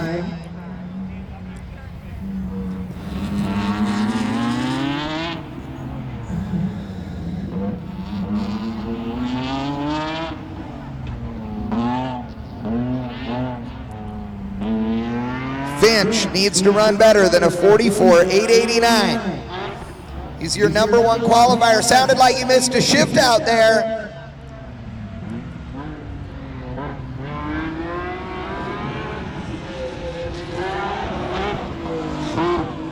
He got a cone.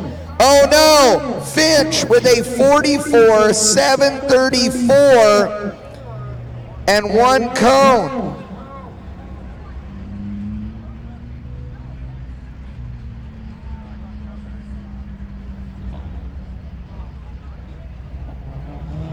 He's out. He got two cones. He's out. Ryan Finch, your number one qualifier, out. Dead. Off with his head. John Laughlin, the silent assassin, murdering the Beamer with an electric car that made no noise. Ouch. Hide the sharp objects, ladies and gentlemen. Wow. Wow. Wow.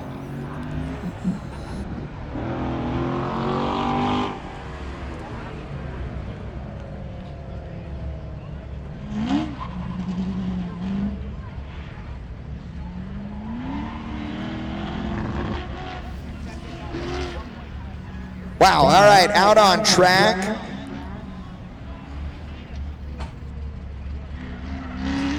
Sam Strano ran a 42.921. Crazy fast.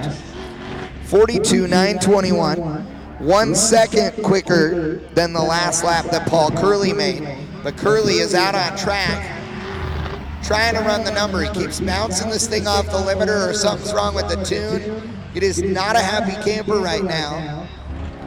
Under the throttle at real high RPM, he's got to run a 42.920. Not going to do it. 43.745. Curley is out.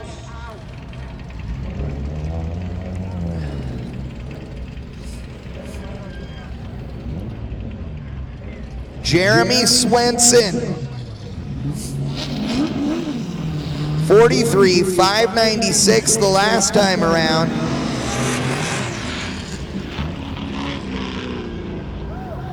Oh, and Brandon Randbeck. Man.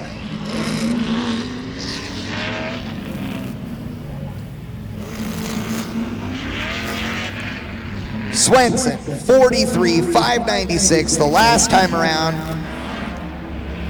Randbeck in the 44-second zone last time. Swenson looking stupid fast through 3 and 4. On the brakes, around the chicane, hard on the throttle. 42.254. 42.254. Brandon Randbeck behind the wheel of the RS Motors Mitsubishi Evo, all-wheel drive, turbo, 550 horsepower. Let's see what this thing can do. Randbeck's got to pull out the real lap. 42.253 is what he needs to get the win, ladies and gentlemen. We are getting down to the final 4 with this round. Randbeck slowing down in the slalom. I don't know what's wrong. He goes through 3 and 4 pretty fast, but he was slow in the slalom. He needs a 42.253 or better. No, 43.612. Randbeck is out.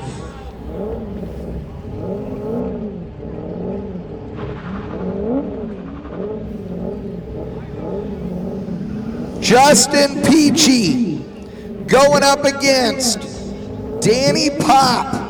Peachy trying to run better than a 44.852.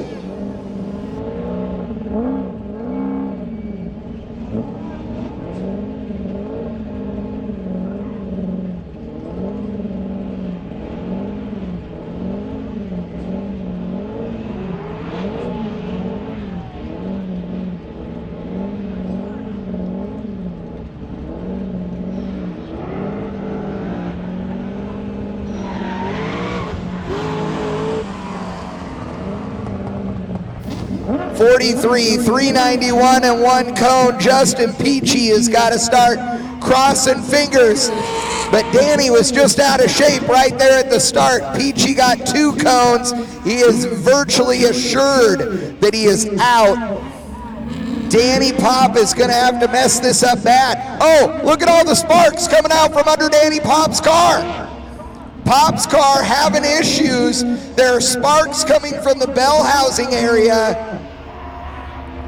Obviously not slowing that thing down. But there is something going on up near the starter or under the back of that engine. Definite sparks coming out the bottom of it. Danny Pop going through the lights. 43, 142 with 1 cone. He is moving on.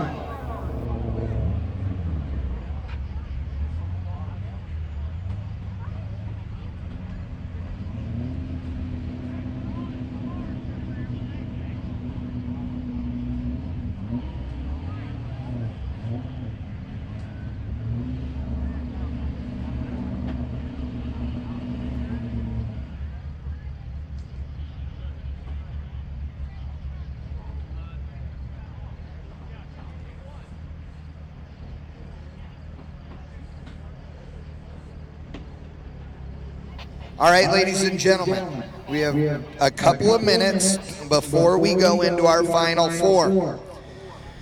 Now I'm going to remind you that there's actually $12,000 on the line. Yes, it's the $10,000 Autocross shootout, but there are a set of tires that are called a Kumo ACR. They have been very controversial in the autocross world for the last year or so. A couple of years, actually. They're only available in 2 sizes, so it makes them fit a very limited number of cars. They are also, well, they're just kind of cheaters. So the tire says on the side of it that is a 200 tread wear, which is sort of a measure of the stickiness of the tire. It's not. Everybody knows it's not, but it says it is, so that's all we can go by. So what we've done here in the competition is we've said it's a $10,000 to win event unless you are running another tire other than the Kumo ACR. If you're running any other tire, you have the ability to collect another $2,000. The $2,000 tire bounty. Now, Laughlin in the Tesla is running ACRs.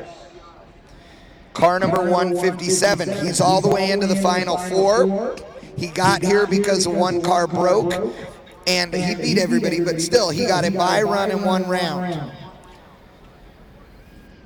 I believe that he is the only car on ACRs. Danny Pop, also in the top 4, running on BFG Rival S's.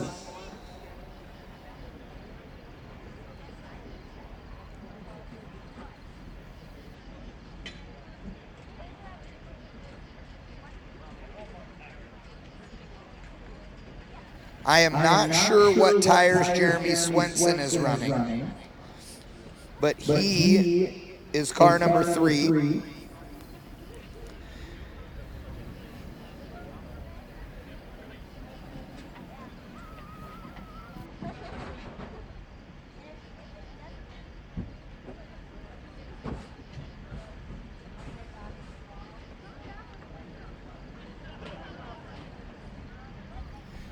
Sam Strano, I also have no clue what tire he's on.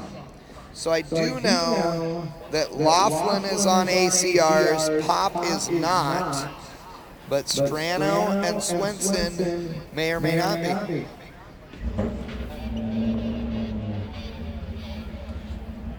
Strano, I am being told on the radio, is on ACRs.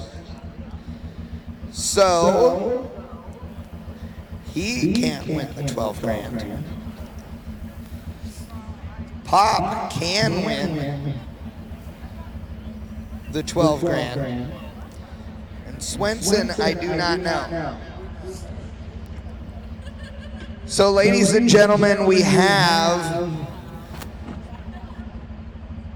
3 Corvettes and a Tesla.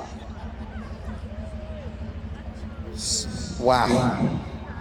I want to say so many things right now. I mean, so many things. And not just about the Tesla. I'm just saying. Wow. Okay. So, ladies and gentlemen, how many people think that the silent assassin, John Laughlin, in the Tesla can take the win? Let's hear it. Yeah. He's charging the 9 volts right now. How many of you think it will be a blue Corvette that wins? How many of you think it'll be a red Corvette that wins? I believe the other Corvette is silver, but I can't swear to that, so let's pretend it is. How many of you think a silver Corvette will win? Wow. Oh, it's black. How many people think the black Corvette is winning? Yeah, so in other words, y'all think the Corvette is going to win, and you don't really care what color it is. I'm good with that. Doesn't bother me. All right, our track crew has gotten a little bit of a break. We are getting ready to run. Dude, somebody better tell Laughlin to turn the lights off or he's going to run out of battery. Did anybody tell him to turn the lights off when you leave the room? Come on. What kind of household did you grow up in? We're not animals here. So here's the twist.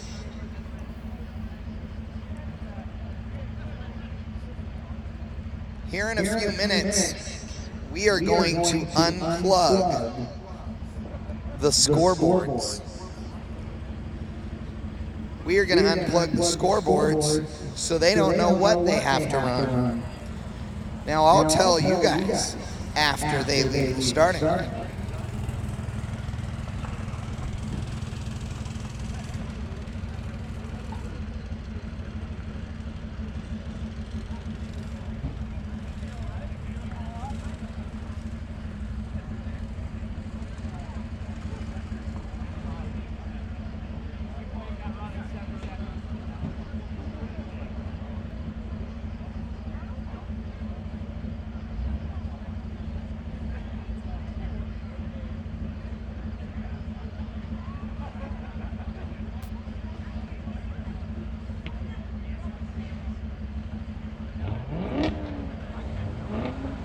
All right, ladies and gentlemen, here is what's going to happen. When we get down to the final 2, we are unplugging the scoreboards so that they have no idea what the other competitor ran.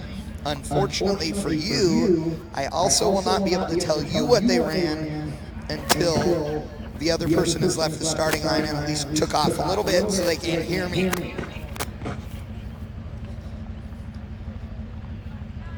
All right, John Laughlin,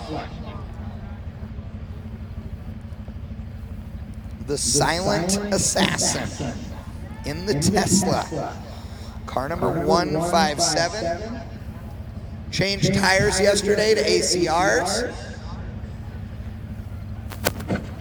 Just listen to it.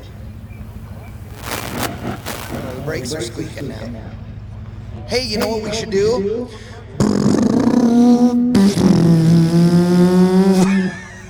We can make car noises, that'd be awesome.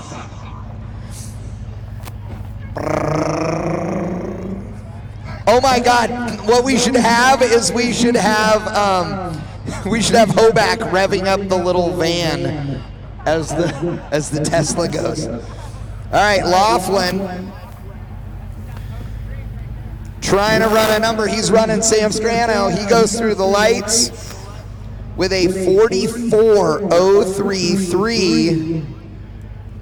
44.033.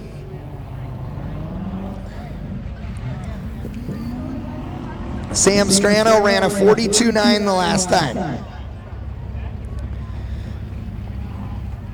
Strano also on ACRs.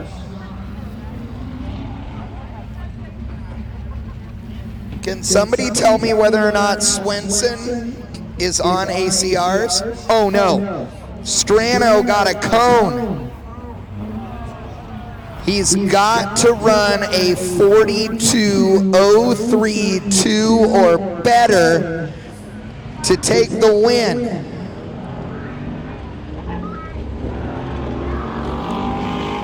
No, 42.884. The Tesla is moving on.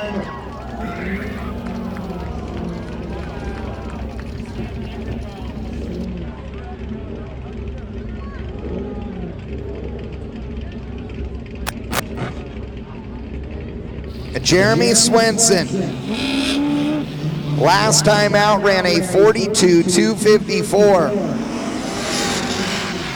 On paper, he is the guy to beat.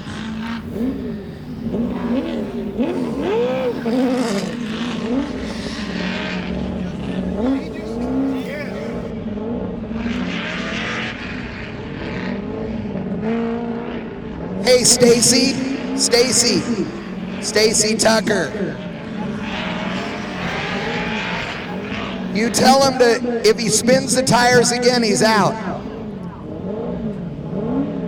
All right, here we go. Jeremy Swenson through the lights, 42.853. Last time out, Danny ran a 43.142 with a cone, a 43.4 before, a 43.2 before that. He has not been in the 42-second zone. 42.853 is the number he's got to beat. They are running for a cone. I don't know if it's down or not. Yes, it looks like he may have gotten a cone. Danny Pop needs to beat the 42.853, but if he got a cone, it's going to need to be a 40.852. A 43.501 with a cone. Danny Pop is out. Out. Wow.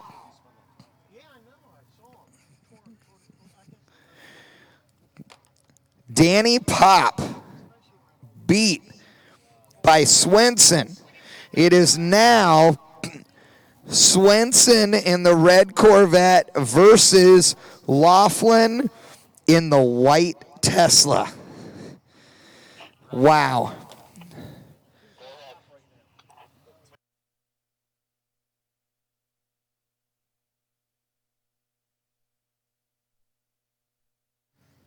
All right. So Swenson ran a 42.853 this last round. Laughlin 44.033. Again, on paper, Laughlin has got no shot, but one cone makes him faster than Swenson if Swenson gets a cone.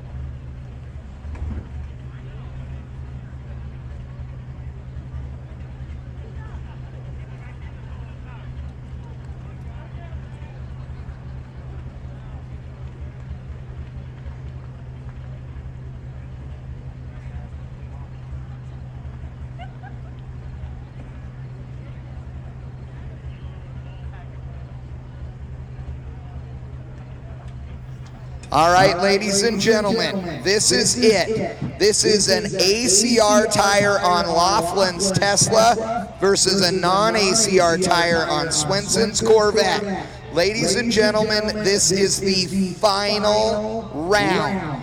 This is for all the marbles. We have unplugged the scoreboards. We are not going to allow Swenson to see what Laughlin runs, so he does not know what he's got to do in order to take the win.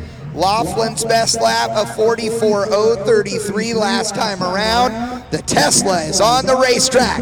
Laughlin silently flying around this racetrack in the middle of the car, working really well. All-wheel drive, big power, instant torque. Got a cone down. Laughlin gets a cone out there.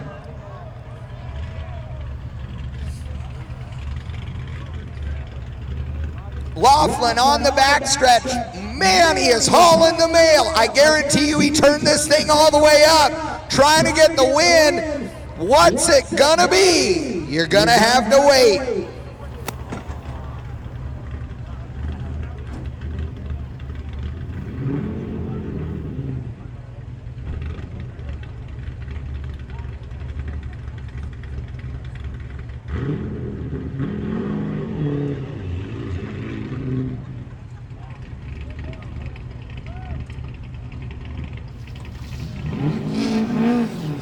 All right, Swenson leaves the starting line.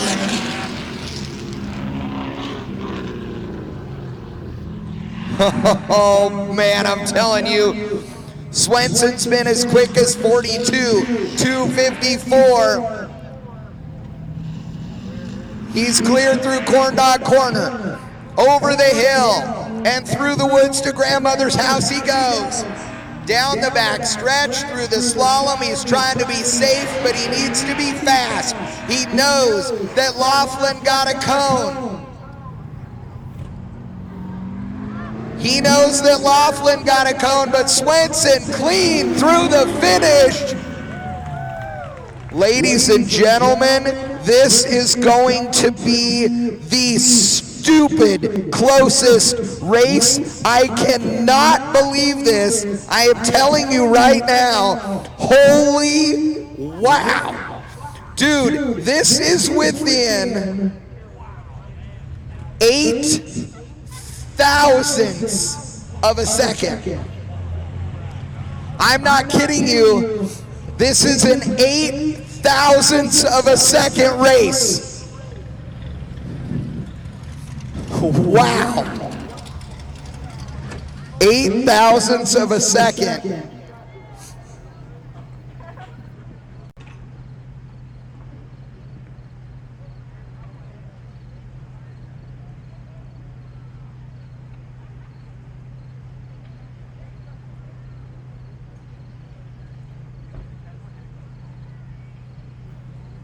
Dude, you guys, I'm not kidding you. This is 8 thousandths of a second. The difference between the two of you right now. Why wouldn't I? You want me to be talking to him? Are you afraid that I'm talking to him? Do you? Do you think you want it? No, I don't. You don't? Yeah, I hit a cone. You did hit a cone. With the cone, it's 8 thou. With the cone, it's 8 thou. So, we're not gonna let you do it, but just for, you know. You just turned ludicrous mode on? He did, no, it was holy moly speed. You should have seen it in 3 and 4, dude, it was crazy. Would you guys split it? I mean, would you split it? No, you can't. It's winner take all. All right. Everybody who thinks the silent assassin Tesla took the win? How many of you think good old American Petroleum Power got it? Are you ready, Ryan Kirkwood? The winner of the inaugural $10,000 UMI King of the Mountain, presented by Visiting Clearfield County, is the red Corvette.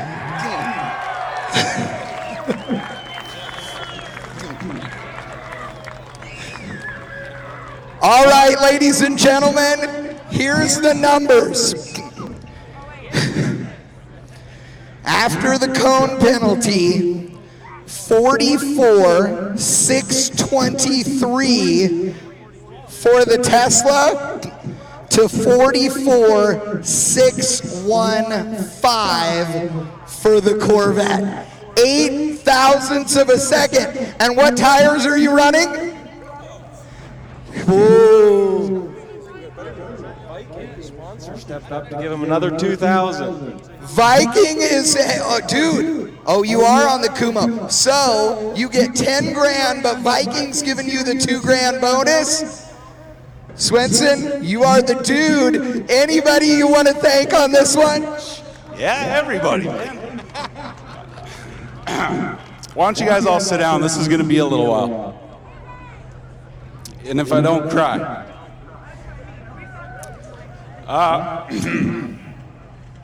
First off, Viking is the reason I'm here. They support my shocks on the car. It's weird to hear your voice reverberating. Anyway, Mike, we had problems with the car before the race even started on Friday. And we had to go to UMI and take the whole car apart to replace a seal in the throw bearing. And Mike from Viking came, and we thrashed all day just to get a run in at the end.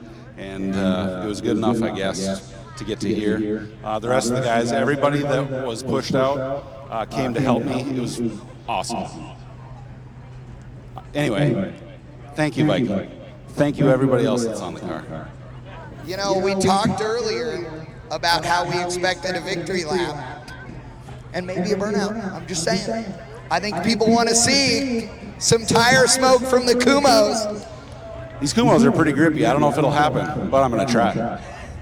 On the front straightaway, please have fun. All right, ladies and gentlemen, let's hear it for Mr. Swenson again in the red Corvette, the winner of the inaugural $10,000 King of the Mountain Autocross shootout here at UMI Motorsports Park. My God, what an awesome event. Thank you to all you participants. We could not have done this without you. Thanks to Viking Shocks, thanks you to Turn 1, Hawks Performance, ForgeLine, ProTouring.com, Bear Brakes.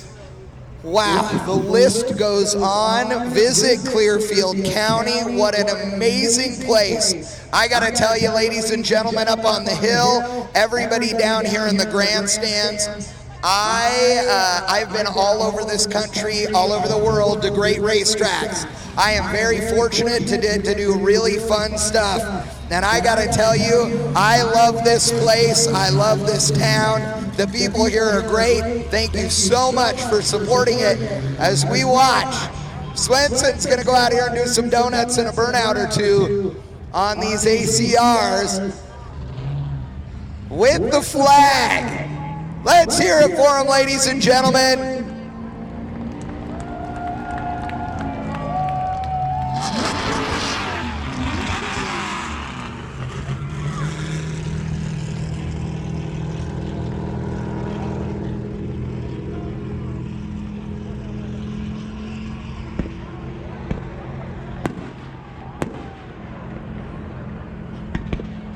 Hey, attention here in the pits, all of you competitors that made it into the shootout, we have $25 Summit gift cards for you. You can get in the timing truck, over in the timing trailer. Again, $25 Summit gift cards.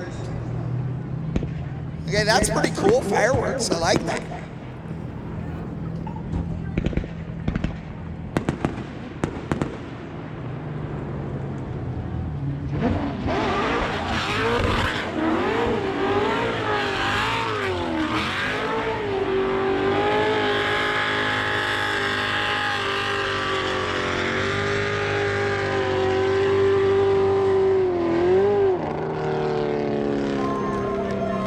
That's tire smoke, ladies and gentlemen. Again, congratulations to all of you. Hey, Rob McGregor.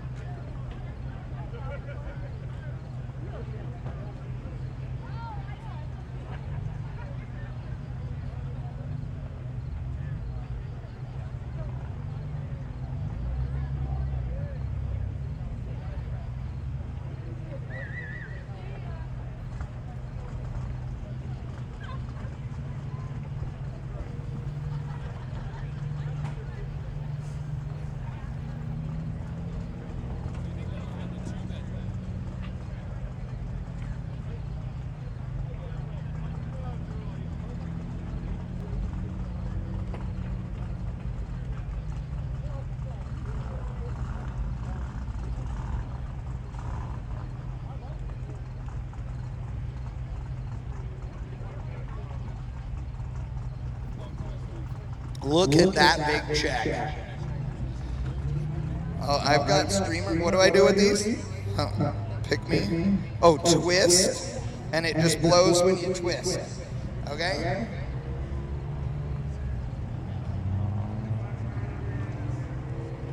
A what? 45-degree angle is precise. Is this the right distance? Okay. Are we ready? Okay, 3, 2, 1, go. Yeah, dude, my aim is excellent. All that's going in the car now.